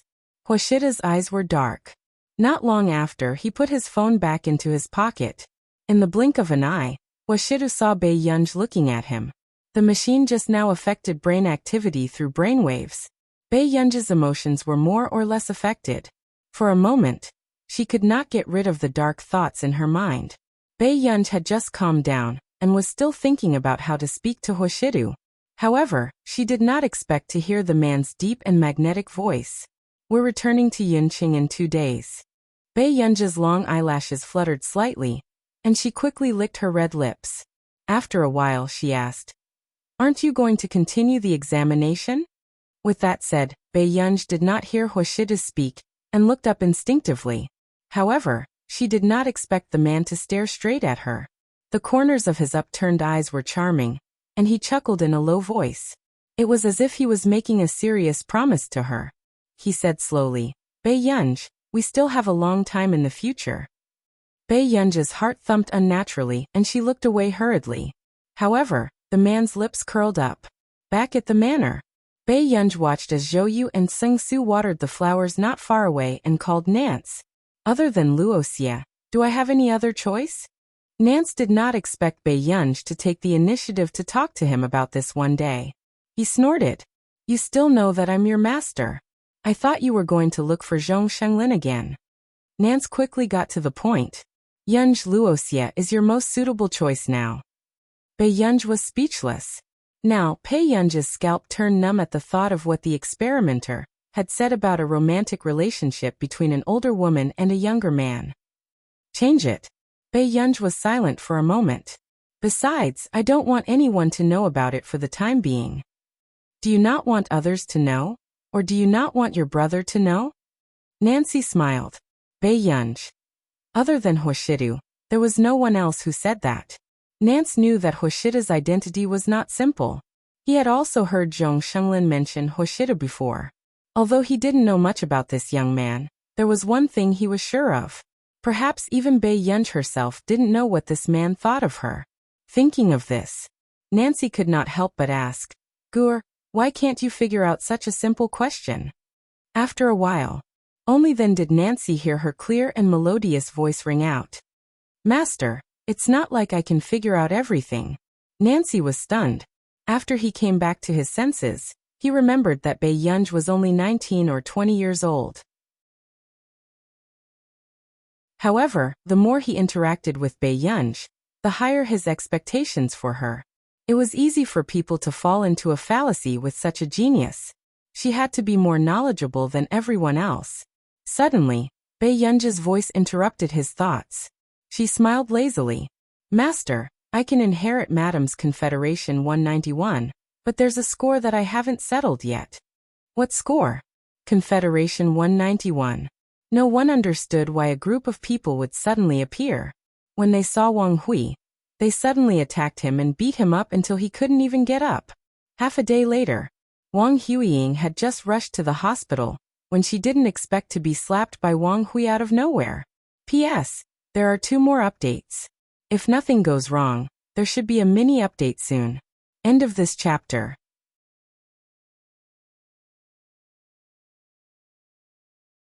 Chapter 11-12. Seeing this scene, a woman who looked similar to Wang Huiying hurriedly supported Wang Huiying. "Why did you hit your child?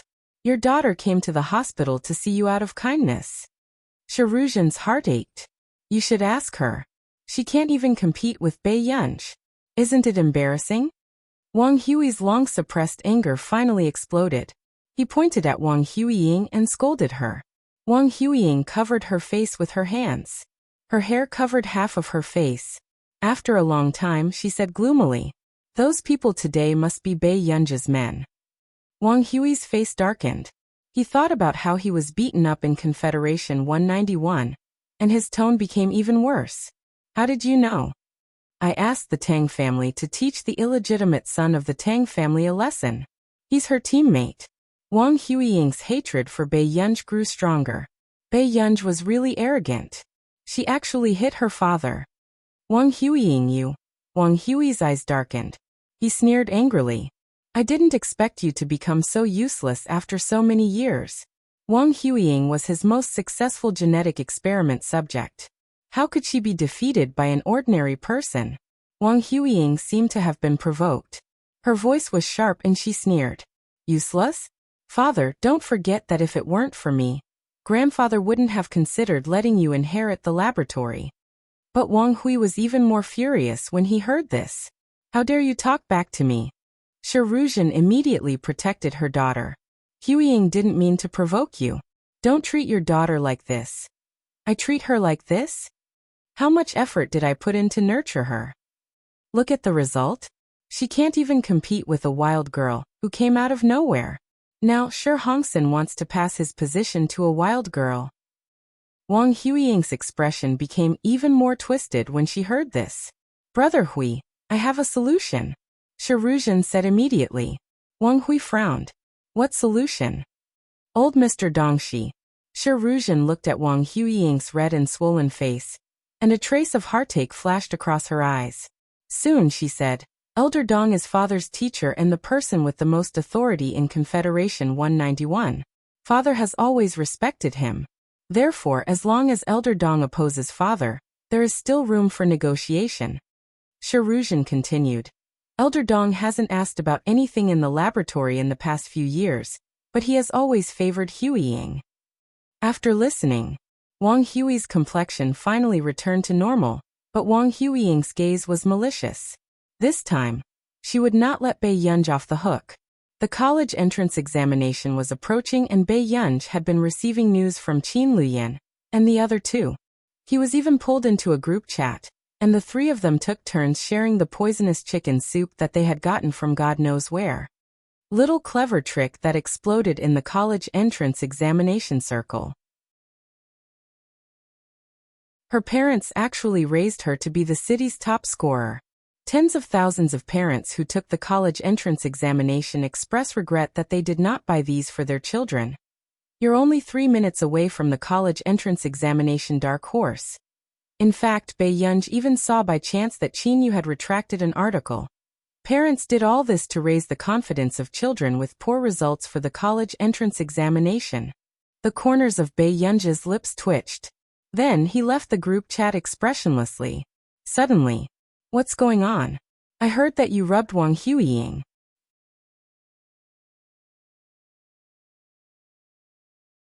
Chapter 11:13. Bae Yunj threw her phone on the table and said casually, "Do you have a problem with that?" Si Qingyan was speechless. It had been a few months since they last met, but this person's temper had not decreased. "No problem. However, I've long heard that Wang Huiying used you as a stepping stone back then. Everyone said that only she could surpass you." Si Qingyan raised an eyebrow, gloating indescribably. Wang Huiying probably wouldn't have thought that she was the one being hammered. "Did you come to Continent K just to gossip?" Bae Yunj asked slowly. "What nonsense are you talking about? It's all because old Master Zhong couldn't bear to use his ultimate move and let you compete with Lai Yunqing. So he called me here." Bae Yunj asked excitedly, "You won?" Si Qingyan did not deny it. Of course. After all, Si Qingyan had become a professor at Yunqing University at such a young age. Of course his talent was not bad. Besides, with Bae Yunj giving him endless pressure, Si Qingyan had not dared to rest for the past year. After dinner, Bae Yunj and Si Qingyan had just gone downstairs when they unexpectedly encountered a robbery in the mall.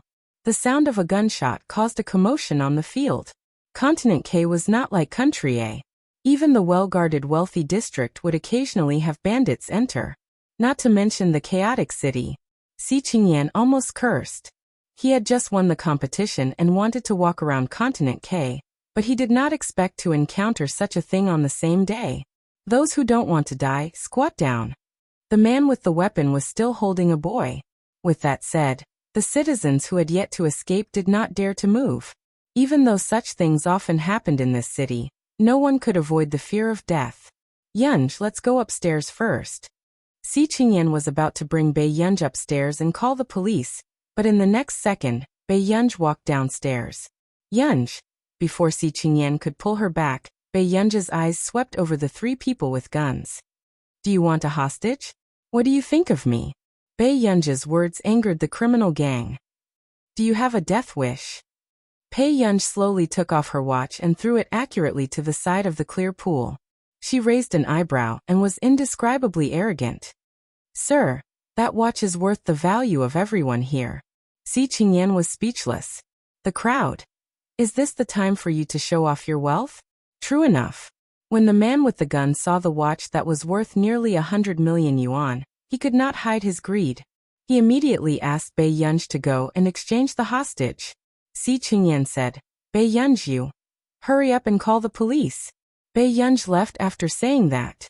But in the next moment, the man with the spear didn't let the little boy go. Instead, he suddenly picked up a dagger and stabbed Bae Yunj's snow-white neck. "Another idiot who isn't afraid of death," he sneered disdainfully. "A rich man who came out of the ivory tower is really idealistic." Bae Yunj slowly glanced at the exquisitely dressed little boy, and roughly knew why the criminal was unwilling to let him go. Bae Yunj was silent for a moment before he said slowly, "Are you really not letting him go?" "Cut the crap. Get your parents to." Before the criminal could finish speaking, a painful howl attracted everyone's attention. No one thought that an exquisite and beautiful little girl could do such a thing. Then, the 2 accomplices of the criminal quickly aimed their weapons at Bae Yunj. End of chapter.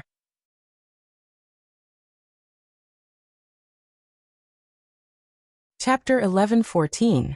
What was faster than the 2 criminals was the gun that Bae Yunj had just snatched. The 2 criminals' hands were covered in blood. Their faces were twisted in pain, but they did not have the time to pick up the gun. "Try picking one up." Suddenly, Bae Yunj's half-smiling voice landed in their ears. It was very frivolous. "Let's see if I'm accurate at shooting." As soon as she finished speaking, not only the criminals, But everyone else also felt a chill run down their spines. No one dared to pick it up. After all, this girl could shoot through their hands from such a long distance. A shadow of fear covered their hearts, and the burning pain in their hands was unbearable. It was obvious that this girl had practiced before. The next moment, the guns beside the two of them were kicked away. Si Qingyan had just finished the call when he saw that Bai Yunj had already kidnapped the criminals. A few minutes later, Si Qingyan understood why Bai Yunj asked him to call the police. She just wanted to find someone to deal with the aftermath. It was not only Si Qingyan. The police car that came also felt a chill run down Bai Yunj's spine. Miss, from such a long distance, have you practiced before? He had been a police officer for 3 seconds, but he did not have such accurate marksmanship. I played for 2 years. After Bai Yunj finished speaking slowly, Si Qingyan's scalp went numb. Did this person have 100 hours a day? It was fine if she knew computer science, mathematics, and physics, but she had even played with such bloody things.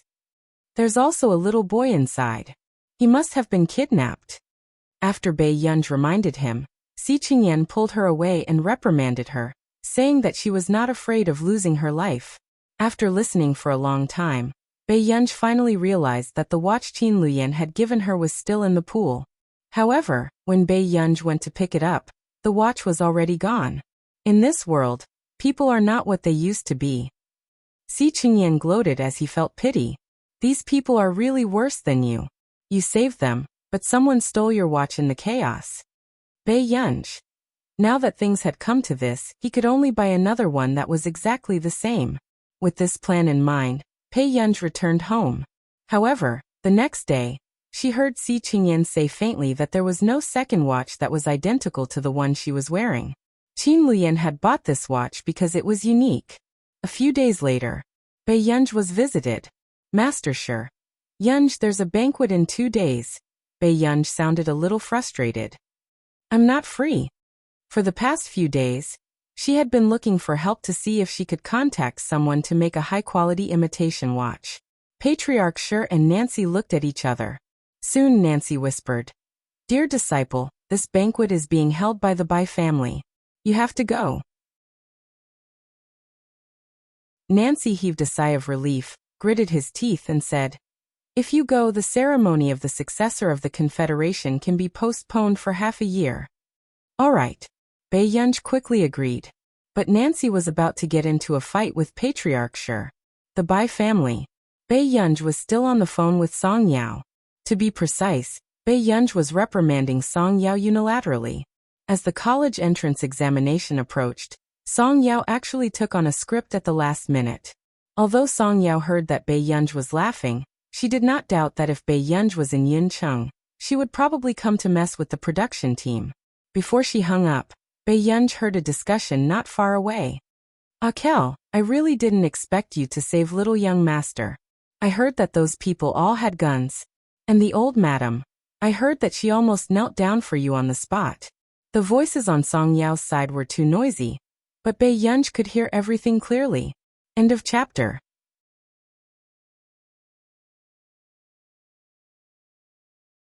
Chapter 11:15. The girl who answered just smiled and said, "I just happened to bump into him." With that said, Tong Li quickly changed the topic and walked to a corner. No one paid attention to the girl's conversation. Suddenly someone asked, "But Akel, why do you have such an expensive watch?" Tong Li's smile froze, and a hint of panic flashed across her eyes. However, she quickly said softly, "It's my mother's." Hearing this, the others tactfully shut up. If they had known earlier, the fact that Tong Li was chased out of the Tong family was not a secret in the circle. However, they did not expect that the head of the Tong family would like his lover so much that he would even give her a 9-figure watch. No one noticed that Tong Li could not help but cover the watch on her wrist with her shawl. At the same time, she also covered her trembling hand. 2 days ago, when she was taken away by the Bai family, she panicked and thought that the owner of the watch had come looking for her. However, she did not expect that it was the young master of the Bai family who came looking for their benefactor. Tong Li felt even more depressed.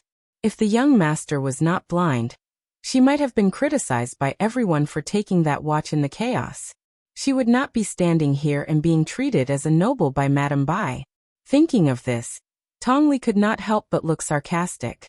Some people were born with good luck, and could even throw away a watch worth nearly 100 million. However, she was chased out of the family with her seriously ill mother when she became an adult. Now, she had to rely on others' kindness to gain their attention. Akel, congratulations. Tong Li turned around, and saw that Wang Huiying had come to greet her. She was a little flattered.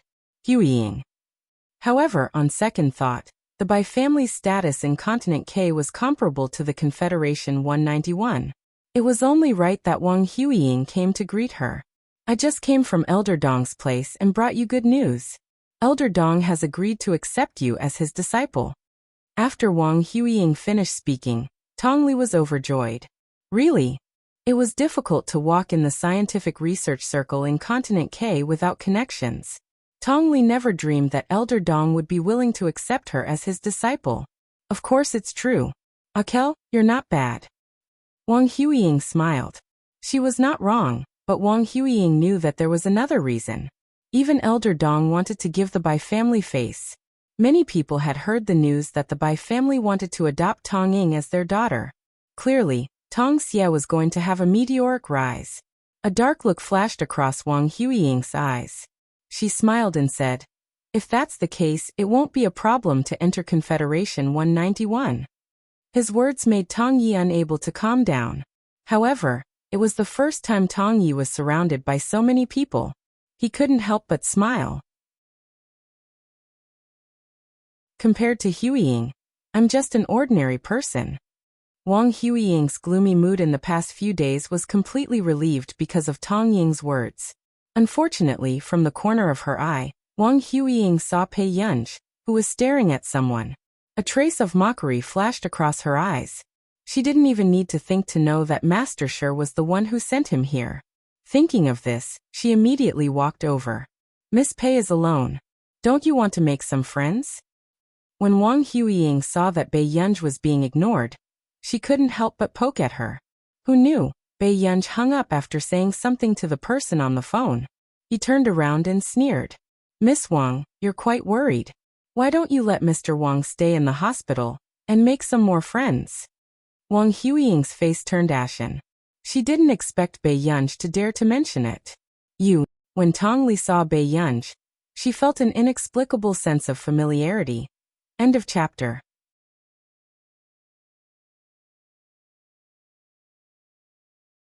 Chapter 11:16.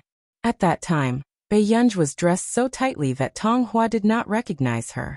Bei Yunj, you have to know that you don't have the right to attend this banquet. Wang Huiying gritted her teeth and sneered. This was the first time Wang Huiying had openly challenged someone. Many people were surprised. However, most of them were just here to watch the show. Offending Wang Huiying would not end well in Continent K. Sure enough, the butler came over because of the commotion. What's going on, Miss Wang? The butler asked hurriedly. Does the Bai family invite just anyone? I feel like I'm lowering my status. Wang Huiying's tone was cold. The steward looked troubled. Today's banquet is specially organized for the young master and Miss Tong. All the guests invited are important guests. At this moment, Tong Hua's eyes darkened. She looked at Bei Yunj and knew that her chance had come. The socialites in Continent K were also xenophobic. In the past, she was the one who was treated as an outsider.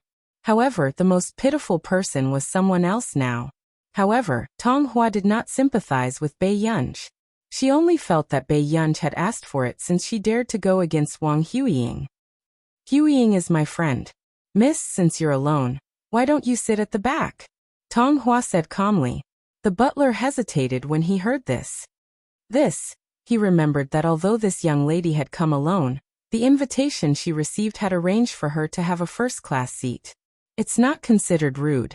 The people at this table are all people like Elder Dong and Master Shi. Tong Hua's tone was gentle. She even smiled at Bei Yunj and asked, Miss Pei, you should understand, right? As soon as she finished speaking, Bei Yunj's gaze slowly swept over her. Tong Hua clenched her fists unconsciously. She felt an inexplicable pressure. However, the next moment. However, he only heard Pei Yunj scoff softly, but she did not say a word. Obviously, she did not take them seriously. Tong Hua's smile froze for a moment. Suddenly, someone congratulated them from not far away. Everyone turned around and saw that it was Madame Bai. "Aku, are you still adapting here?" Madame Bai looked at Tong Yi with a gentle gaze. She took her hand and attracted the envy of many people. Tong Li saved the young master of the Bai family. It was worth it to exchange for such treatment. "Thank you, madam. I'm fine here." Tong Yi's lips curled up as well. She was grateful to Madame Bai for helping her out of her predicament. If the Bai family hadn't paid for her mother's treatment, she might have stolen the watch and sold it to the black market. "You don't have to be so polite with me. Actually, I also hope that I can have a daughter." Madame Bai's hint made Tong Yi's eyes light up. However, in the next moment, Madame Bai asked, "What were you talking about?" Tong Yi immediately said stiffly, "Nothing important. We were just chatting." When Madame Bai heard this, she didn't pay much attention to it. However, when he glanced at Bei Yunj, who was not far away, a trace of amazement flashed through his eyes. Since when did Continent K have such a stunning beauty? Madame Bai was in a daze. Wang Huiying and Tong Ye's expressions changed slightly, but in his heart, he knew very well that even if that person didn't speak, it was still very difficult to ignore him. "Madame Bai, long time no see." The familiar voice surprised Wang Huiying. She turned to look at Elder Dong, who was walking over. "Elder Dong, it's my honor that you're willing to come." Madame Bai immediately greeted him with a smile. "Great-grandfather Dong, you're finally here." Wang Huiying held Elder Dong's hand and said coquettishly, "If I don't come, who's going to stand up for you?" Elder Dong's words puzzled everyone. Stand up for what?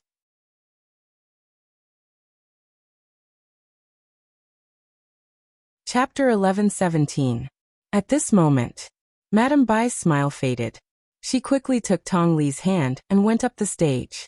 She chuckled and said, "Today's banquet was specially held for Ah Wu." The audience applauded. Elder Dong raised his eyebrows but didn't say anything. Tong Li blushed. "Thank you, Madame Bai."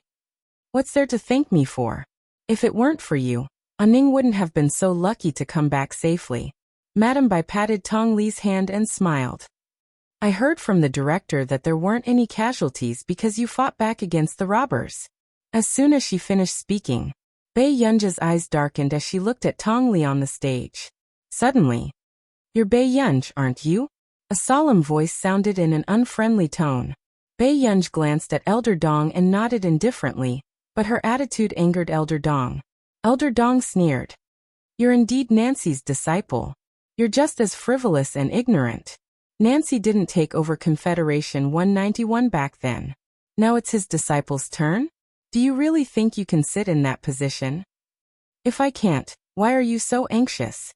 Bei Yunj's words made Elder Dong's face turn ashen. Ridiculous. No matter what, the successor of Confederation 191 must be of good character. Does Miss Pei think she's qualified? Bei Yunj's temper wasn't good to begin with. The next moment, Bei Yunj's slow tone was indeed infuriating. She sneered. "Why, Elder Dong, do you think you can cremate a few relics after you pass away 100 years ago?" As soon as she finished speaking, almost the entire place fell silent. These words were so ruthless that it made people tremble in fear. Bastard. Elder Dong was so angry that his whole body trembled. He slammed the table and stood up, unable to control his anger. The surrounding people were scared out of their wits. Wang Huiying's eyes were filled with sarcasm and coldness. Bei Yunj actually dared to offend Elder Dong. Wasn't she courting death? But then Madame Bai walked over. "What's going on?" Madame Bai subconsciously looked at Bei Yunj. She actually had a good impression of this young lady. "Madame Bai, Grandpa Dong didn't mean to ruin your banquet." Wang Huiying pretended to be helpless.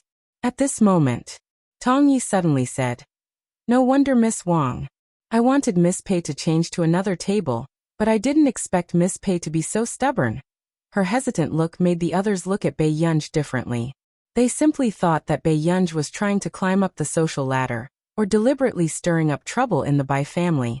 Many people were rejoicing in his misfortune, planning to watch the show. They wanted to see how this troublemaker would be chased out of the Bai family. Unexpectedly, Madame Bai only chuckled and asked, "Miss Pei, you're not from continent K, are you?" "I'm from country A." After Bai Yunj finished speaking, Madame Bai's eyes lit up. "Yunqing?" "Yes. Are all the girls in Cloud City so beautiful now?" Madame Bai's teasing made Tong Yi and Wang Huiying's faces stiffen. When Elder Dong frowned, Madame Bai said, "Elder Dong, today is the Bai family's banquet. I hope you can give us some face." Since Madame Bai had said so, Elder Dong couldn't say anything no matter how bad his expression was. On the other hand, Tong Yi pursed her lips, feeling gloomy. Madame Bai had never been easy to talk to. Even she was close to Madame Bai because she saved young Master Bai. But what right did Bai Yunj have? Tong Yi immediately said, "Miss Pei, aren't you going to apologize to Elder Dong?"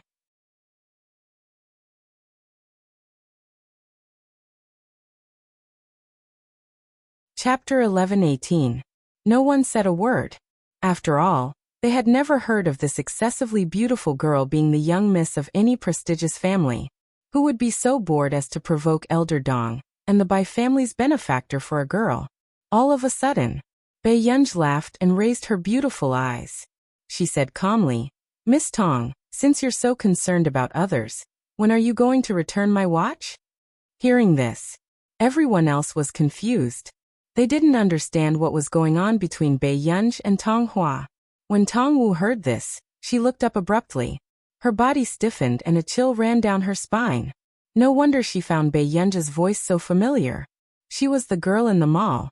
Tong Hua's eyes were filled with fear and uneasiness. Her face turned even paler. "Miss Pei, what do you mean?"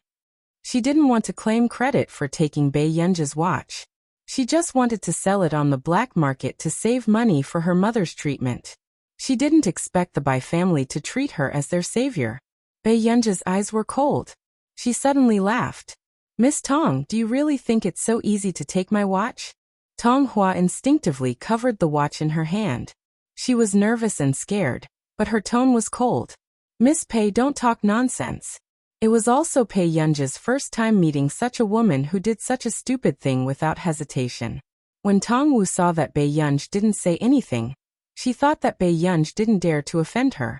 She was even more determined not to admit it. She didn't hate Bai Yunj at all. Why did Bai Yunj get all the good things? How could she have such an expensive watch and still win the praise of others? It was so unfair. "Miss Pei, you have to have evidence." Tong Hua took a deep breath and raised her chin at Bai Yunj.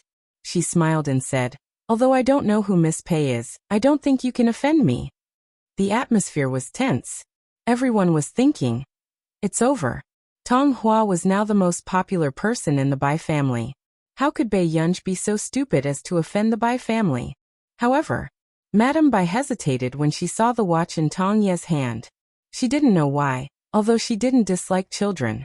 However, she had a feeling that Tong Yi was not the kind of person who could steal a gun from a robber. Suddenly, just when everyone was silent, a soft and tender voice sounded. "Mom!" Everyone turned around and heard the old butler anxiously chasing after the little boy. "Little young master, you've gone the wrong way. Please slow down." The little boy seemed to have just woken up. His eyes were red, and there was fear in his lifeless eyes. He ran towards Madame Bai with his baby fat arms. However, the little boy did not notice that there was someone standing in front of Madame Bai. He hugged her just like that. Bai Yunj raised her eyebrows subconsciously and supported the little boy who almost fell. Soon, when the little boy realized that he seemed to have hugged the wrong person, Bai Yunj slowly squatted down. "Kid, I'm not your parent." Seeing this, everyone's eyes widened. One had to know that the young master of the Bai family hated the touch of strangers. They really didn't expect that someone would be able to step on a mine in such a frenzy. Was this bad luck, or did she like to court death? However, the next moment, everyone's jaws dropped. Anning's short little hands directly hugged Bai Yunj's neck and refused to let go. She looked so fragile that it made everyone's heart ache. "Sister, I'm scared."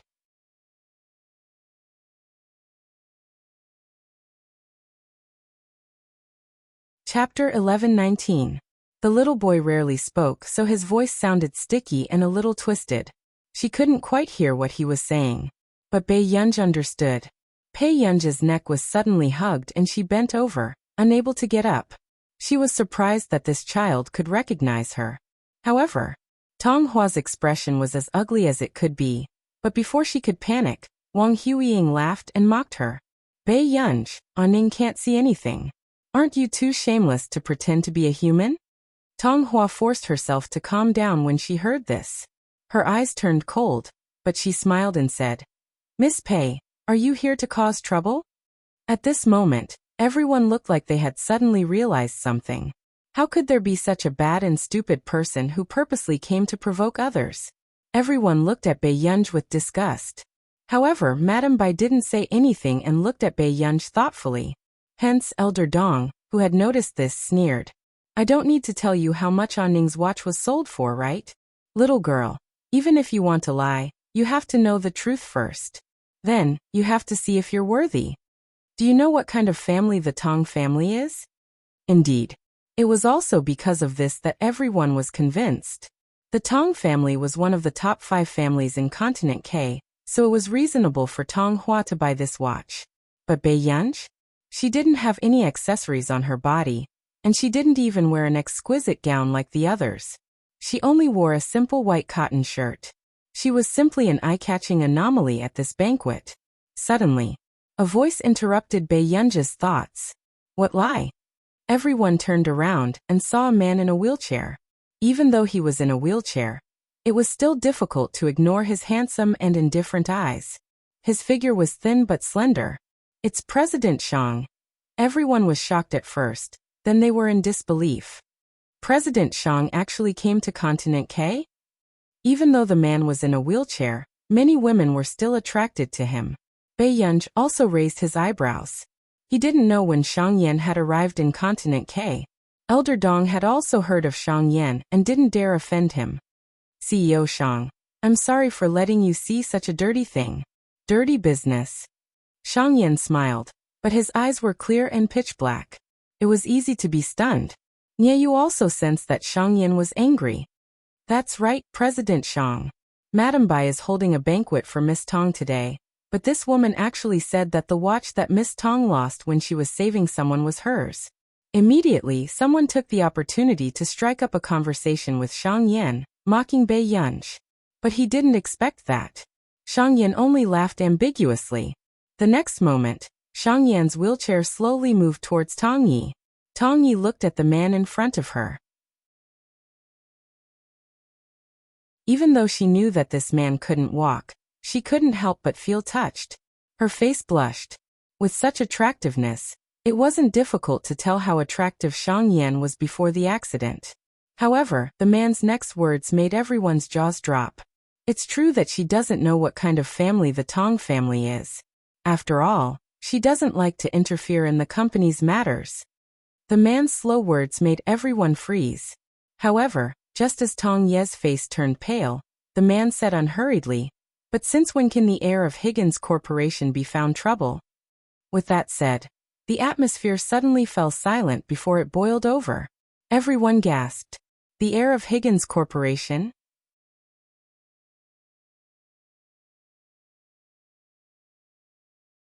Chapter 11:20. Tong Ye's face paled. But in the next second.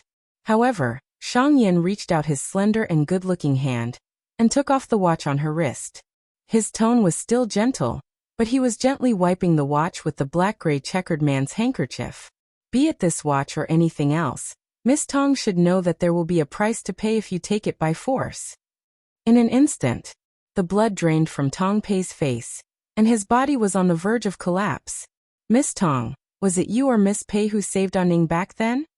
At this moment, Mrs. Bai suddenly spoke and looked at Tong Yi sharply. Tong Ye's face paled and she hesitated. At this moment, Shang Yan had already handed the watch back to Bei Yunj, and said calmly in a gentle voice, Elder young miss, if you have the time to throw a watch worth hundreds of millions, why don't you have the time to return to the corporation to take a look?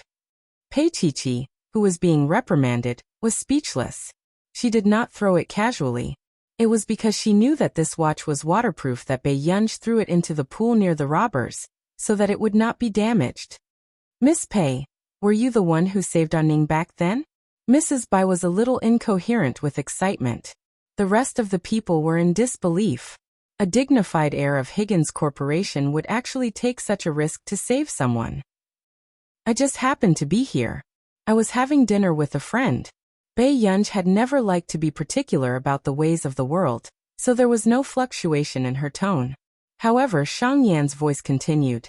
To Yunj, this is not a big deal.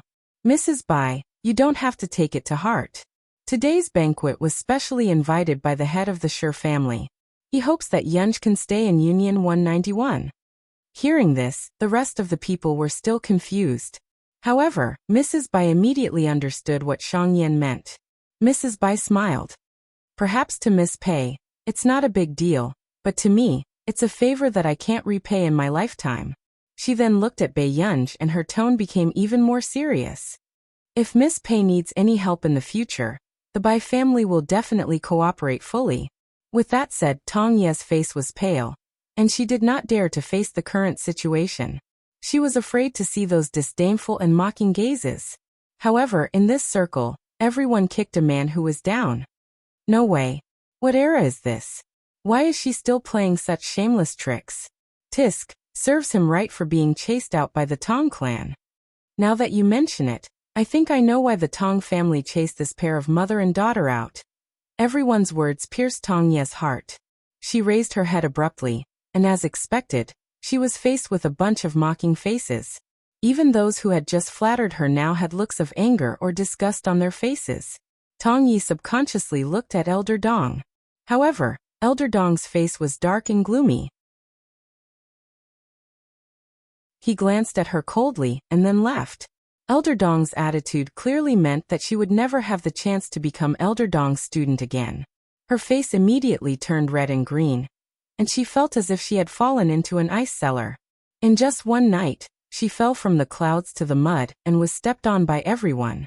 Madam Bai, you have to believe me. I didn't lie to you on purpose. Tong Wu stood in front of Madam Bai. Tears fell from her eyes. Her innocent face made people feel sorry for her. However, Madam Bai was a person with powerful means. How could she not see through this young girl? Miss Tong, are you asking us to chase away our benefactor just now? Madam Bai asked calmly.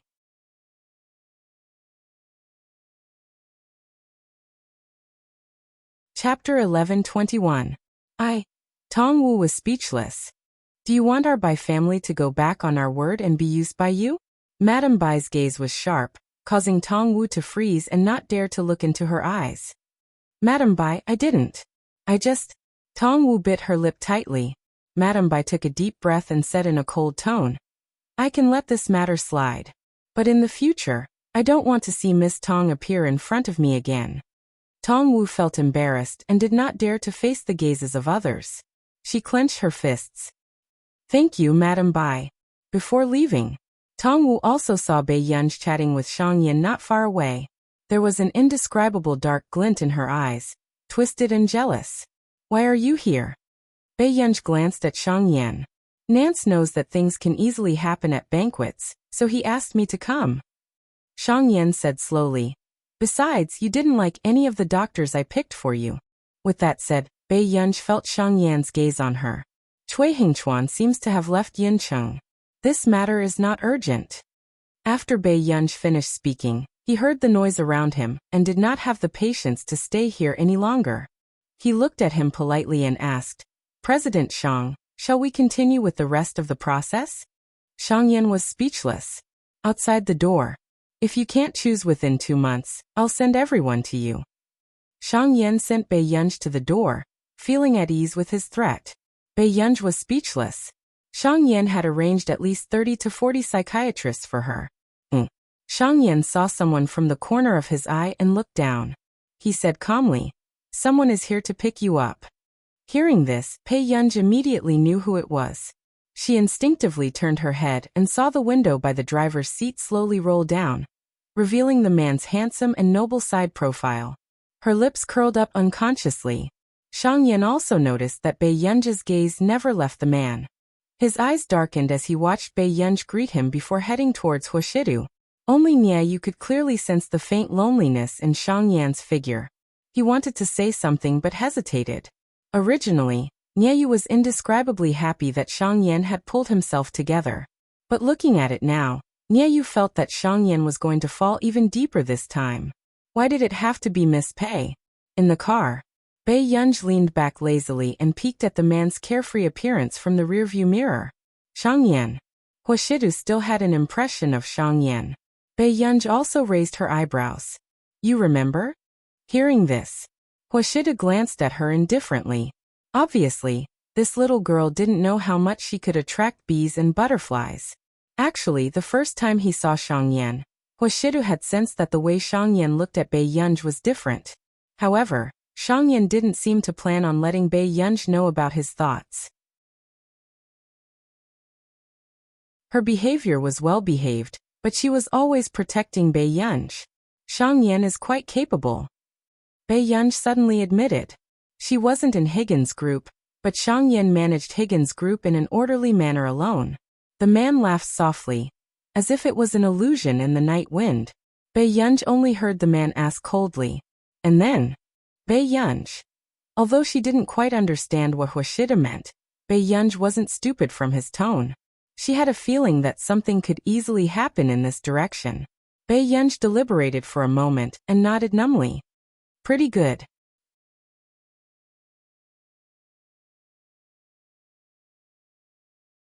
Chapter 11:22. Huashidu subconsciously licked his thin red lips and laughed angrily. Back at the manor. Stay here. The man dropped a sentence and went upstairs without looking back. Bei Yunj? Question mark. Bei Yunj started to think about what she had said just now to make this person unhappy. Why did he want her to reflect downstairs in the middle of the night? However, not long after, Bei Yunj saw the man come down with a medical kit. Sit properly. Huashidu opened the medical kit and slowly rolled up the girl's pants under Bei Yunj's suspicious gaze. Her slender calves were so fair that they were dazzling, but her knee was bruised and swollen. Blood was seeping out from the middle. Bei Yunj raised her eyebrows. She did not notice the injury on her knee and thought that it was just a red and swollen patch that would heal in 2 days. It was only when the man held her slender and fair ankle and placed it on his thigh as he applied alcohol on her wound that Bei Yunj trembled slightly. Only then did she know how painful it was. The man paused and became even gentler and more careful. From time to time, he would gently blow at her wound. The numbing itch made Bei Yunj's body go soft for some reason. Bei Yunj watched as the man lowered his head and treated her wound. Her beautiful eyes darkened, but her thoughts ran wild. After Huashidu finished treating her wound, the corners of her lips curved up. Suddenly, she supported herself on the sofa with one hand and leaned closer to the man. She smiled and said, "Brother, I'm going to take the college entrance examination in a few days. When do you think is suitable for me to start dating?" The man's eyes were dark and gloomy. The moment he looked up, he met her beautiful and seductive eyes. This little girl probably didn't know the consequences of flirting, especially for a man who had been enduring and restraining himself. Huashida's Adam's apple bobbed. When he spoke again, his voice was hoarse, but it was hopelessly sexy. When do you want to start dating? Bei Yunj's mind was only thinking about when to kidnap this D*MN man into bed. Looking at the man's fixed gaze, she almost couldn't help but ask him if he wanted to hit a home run. Bei Yunj's beautiful canine teeth subconsciously rubbed the side of her cheeks to wake herself up. It can't be too late. A young girl of this age dashed around recklessly, and the way she played straight balls was simply frightening. The man's eyes were so dark that ink could drip out. Looking at the girl with slender legs on the sofa, his eyes were also stimulated by that touch of whiteness. Yes. The man's deep voice was faint, but it revealed an unconcealable hoarseness and lust. On the plane, Bei Yunj leaned back lazily. Suddenly, a girl came up to her and called out sneakily, "Miss?" Bei Yunj raised her eyebrows and slowly opened her eyes. She thought they were almost there. In the end, it was a little girl with a pair of doe eyes. She looked around furtively and asked carefully, "Miss, does your brother have a girlfriend?" After that, the little girl's face turned red. Bei Yunj hesitated for a moment and rubbed her forehead. She looked up and asked, which one? The one who sat next to you just now. Wasn't he a little too handsome? With the face of a top-notch scumbag and those peach blossom eyes. It was as if there were 100,000 Pikachu running in my heart. The girl was extremely excited. Bei Yunj was silent. After a long while, she slowly removed the brim of her cap and mask, revealing a bright and flamboyant face. Do you think that I look very similar to him? Bei Yunj was quite polite, but there was no smile in her eyes. The girl subconsciously fell into a daze.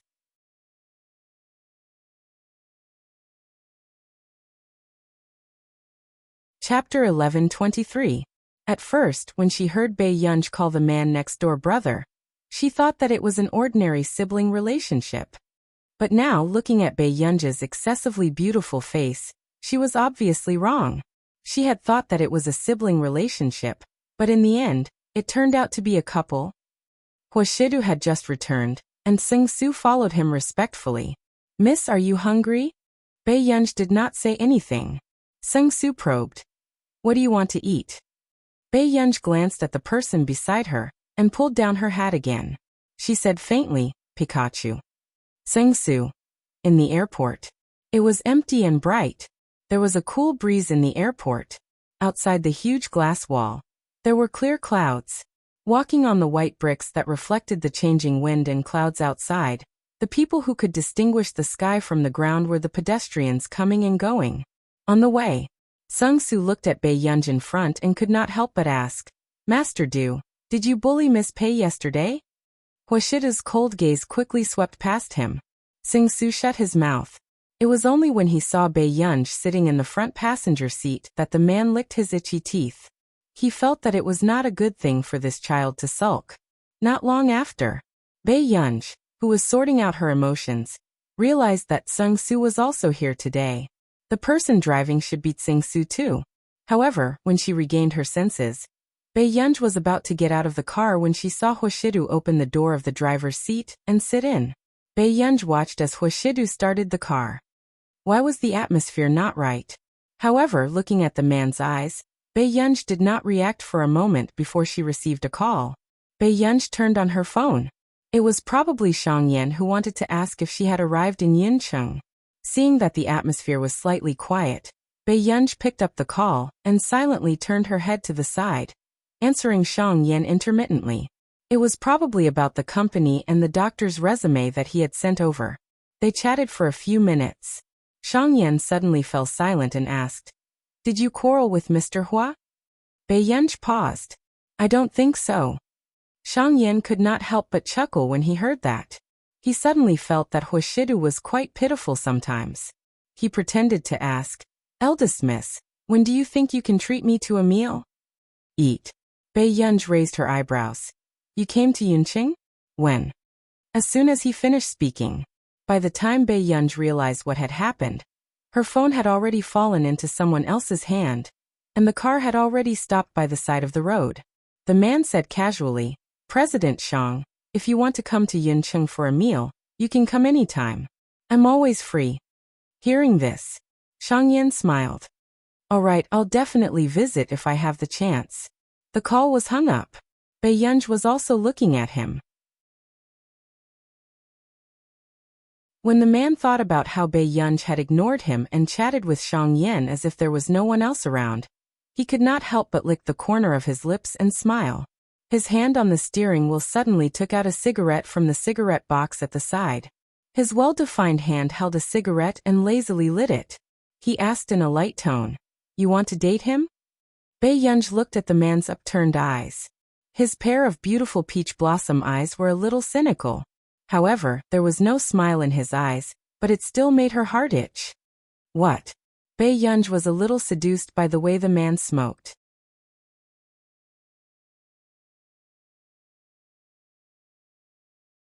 Chapter 11:24. In fact, Huashidu had never smoked in front of her. In this man, smoking had become a kind of mood. It was so seductive that she could not resist and her heart pounded wildly.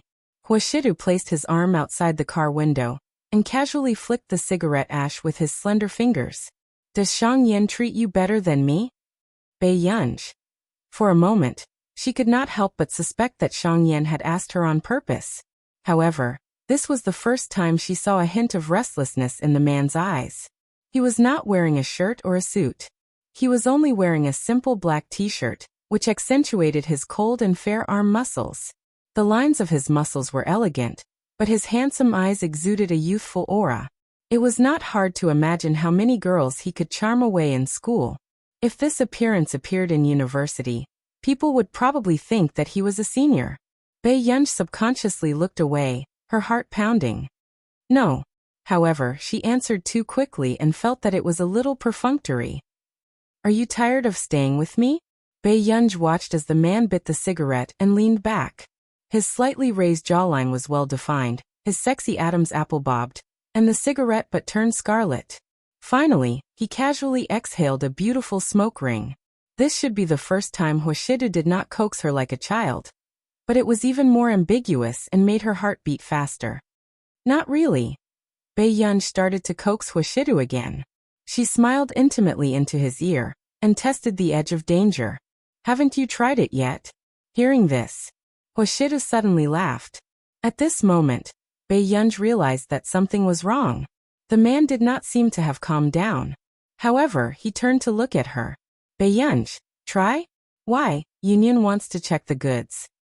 The man's usually lazy and carefree peach blossom eyes were filled with a faint smile, and there was an inexplicable sense of aggression. Without waiting for Bei Yunj to react, she saw the man slowly extinguish the cigarette butt and throw away the cigarette in his hand. The next moment, the man suddenly took off his shirt in a practiced manner, revealing his strong waist and abdomen. His Apollo's belt was faintly visible, and his firm and sexy eight-pack abs made one's imagination run wild. The man was topless and had broad shoulders and a narrow waist. He had one hand by her waist, and he held the girl's hand and moved it down his abs. When Bei Yunj touched the piece of metal on the man's belt, her whole body froze, and the world in her mind collapsed. Do you need me to teach you how to play? The man looked at her and her ears turned red, but he only laughed in a low and lazy voice and blew into her ear playfully. The neat trousers and metal buttons did not give Bei Yunj a sense of security. Instead, she increasingly felt that the man's temperament was both lustful and flirtatious, revealing a strong sense of crisis. Bei Yunj's eyelids twitched. It was the first time she was so nervous. She instinctively wanted to push the man away. Hoshidu, we're in the car. Moreover, it was broad daylight, and the car was parked not far from the crowd. Yes, our union is young and likes to experiment with different things.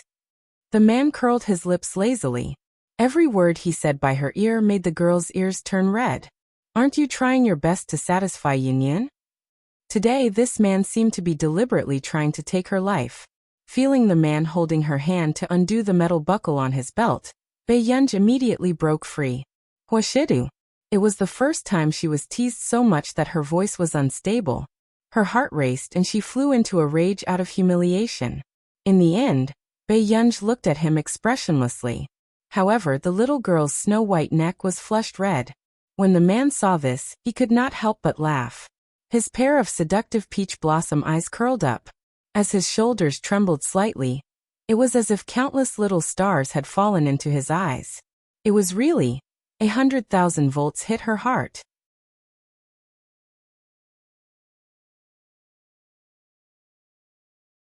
Chapter 11:25. Bei Yunj had lived for 2 lifetimes. This was the first time she felt what it meant to be utterly embarrassed. Now, Bei Yunj sat in the front passenger seat and looked at Hoshidu, who was in a good mood. Her heart was already numb. Back home, Bei Yunj quickly went upstairs, but when she thought of the scene in the car just now, she couldn't write a report summary. Suddenly, Bei Yunj felt that high school life was quite good. It was simple and happy. The next day, Bei Yunj returned to school early in the morning. Hongda High School. Bei Yunj had just arrived at the entrance when she saw a huge crowd. She raised her eyebrows and quickly avoided them and entered the school. Student, where's your badge? Bei Yunj was stopped. Recently, too many fans wanted to sneak in, so those without badges were not allowed in. Bei Yunj paused. Badge. She suddenly remembered that if she didn't wear her badge, her badge would be deducted. She licked the corner of her lips. Grade 12 Class 7 Bei Yunj. As soon as she finished speaking, the student on duty froze and looked up at Bei Yunj, who had taken off her mask. His ears turned red. Senior Pei. Senior Pei was actually back. The junior was incoherent. Senior, you can go in. Bei Yunj was a little surprised. She only nodded and said politely, "Thank you." With that said, Bei Yunj entered the door, while the other students on duty looked at Bei Yunj's back view excitedly. Is this grade 12 Bei Yunj? She's too good looking. It's over, I'm not going to be straight anymore. The other junior couldn't help but be overjoyed. Forget it, aren't you afraid of the two top students by Senior Pei's side? After the girl finished speaking, her tone changed. But Senior Pei's tie is really awesome. There's actually a girl who looks so handsome in a tie. On the third floor, Bei Yunj could feel how tense the atmosphere was as she walked along the corridor. Even if the students were fetching water, they were also memorizing words. Many people were discussing this matter in front of the grade list. F*CK, are you serious? Qin Youjiao is first in the exam again. That's too fierce. Yeah, she came back from nearly a month ago and got first place in all 4 weekly exams. It's even scarier than when we were in school. Hearing this, someone was scared. But she still has extra points. The International Musicians Association can give her at least 15 points. So this time, Qin Youjiao is very likely to be the provincial top scholar. I heard that the students from number 1 high school next door didn't score higher than Qin Youjiao. Several people couldn't help but discuss. At this time, Bei Yunj lazily leaned against the side of the ranking board and looked at Chu Zhixing and Lu Yuanxi with their lips pursed in disappointment. What's the standard of the 7th class? Wasn't he very arrogant before? Why is she being beaten up by our class Qin Youjiao now? The students of Class 1 couldn't help but clamor, as if they had vented their anger. This month, Class 7 didn't get first place even once. Goddess Qin is still Goddess Qin. When she came back from Neely, not only did she become the youngest C-level member of the International Musicians Association, she even beat everyone in the mock exam. What kind of big boss revenge script is this? The people from Class 1 continued to praise her. However, Chu Zhixing's tone was mocking. Acknowledged her as your master? You're so good at barking for others? Bei Yunj was quite surprised.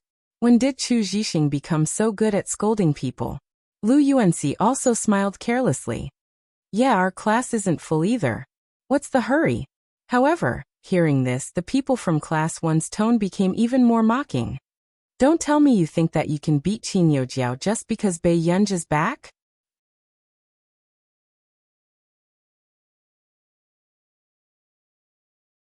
Chapter 11:26. The people from Class 7 are treating her as their savior. Why don't they think about how that idler is better than Qin Youjiao? Another person's tone was contemptuous and mocking. You. Because Qin Youjiao had been first in the weekly exam 4 times in a row. This indeed made the students of Class 7 speechless. Qin Youjiao had indeed changed a lot after coming back this time. They also knew that Bei Yunj was really going out to play. They might really be slapped in the face by Qin Youjiao. Wake up. Who does Bei Yunj think she is? Why do you have to kneel and lick such a B***tch? Before that person could finish speaking, Chu Zhixing suddenly grabbed him by the collar. Chu Zhixing was filled with coldness and murderous intent. The veins on his hands bulged and his eyes were cold. Say that again? Suddenly, a slow voice sounded. Xiaochu, your temper hasn't been very good recently. Chu Zhixing and Lu Yuanxi froze and turned to look at the person beside them. Bei Yunj took off his black mask and hat lazily, and walked in front of Chu Zhixing to measure his height. Did you grow taller? Hearing this, Chu Zhixing nodded obediently. Lu Yuanxi was speechless. This was really Bei Yunj's little puppy. Are you judging me? Bei Yunj walked in front of that boy again. There was no smile in his eyes, but it was even more terrifying than Chu Zhixing's cold expression just now. The boy froze and suddenly remembered how Bei Yunj had hit people in year 2. Bei Yunj only patted his face with the mineral water bottle in his hand and smiled gently. Then what are you? The boy's face paled and he apologized in fright. I am sorry. Get lost. Don't bully the children of Class 7, do you understand? Bae Yunja's eyes curved and the mineral water bottle suddenly hit his chest. The boy's face was twisted in pain, and even the veins on his neck were popping out. I understand. This scene made one's scalp turn numb. No one else in Class 7 dared to provoke Bae Yunj openly. It didn't take long for them to disappear without a trace. Master Pei is so arrogant. Lu Yuanxi unconsciously curled the corners of his lips and said in a carefree manner. Bae Yunj raised his eyebrows and ignored him arrogantly. He turned around and left. Lu Yuanxi. No one was more arrogant than his deskmate. In the office, Teacher Wen, who knew that Bae Yunj was back, couldn't stop smiling. Those who didn't know better would think that their daughter was returning home. Their faces were filled with joy, and they were polite to everyone they met. However, the head teacher of Class 1 glanced at Mr. Wen and said with a strange smile, Mr. Wen, how long has it been since Bae Yunj studied? There were only 2 or 3 days left before the college entrance examination. Don't let it be worse than the time during the joint entrance exam. Teacher Wen just tolerated it and smiled indifferently. We'll ask her when the time comes. If you take student Qin Yojiao with you, you might even be able to produce a top scholar in the city. Top scorer in the city. The head teacher of Class 1's tone was filled with pride. With Qin Yojiao's stable results and her extra marks, she might even be able to become the top scorer in the province. I actually know your difficulties, Teacher Wen. Lu Yuanxi and Chu Zhixing are good at following people, but they are a little biased. As for Bae Yunj, she's too arrogant. She really thinks that no one can compare to her. Hearing this, Teacher Wen's expression changed. He could tolerate it usually, but it didn't mean that others could point a gun at his students. I've never told students that they have to fight for the first place in everything. But I also have to warn teacher how that you might not be able to win even if you fight for it. That you're tuning in to the Li Mei's Sword of Destiny YouTube channel. We're so grateful for your support, and don't forget to subscribe to join us on this incredible journey through captivating stories. Your generosity through donations truly makes a world of difference, as it's the primary source of revenue that allows me to expand and enhance this channel for you. Thank you from the bottom of my heart for being a part of this adventure.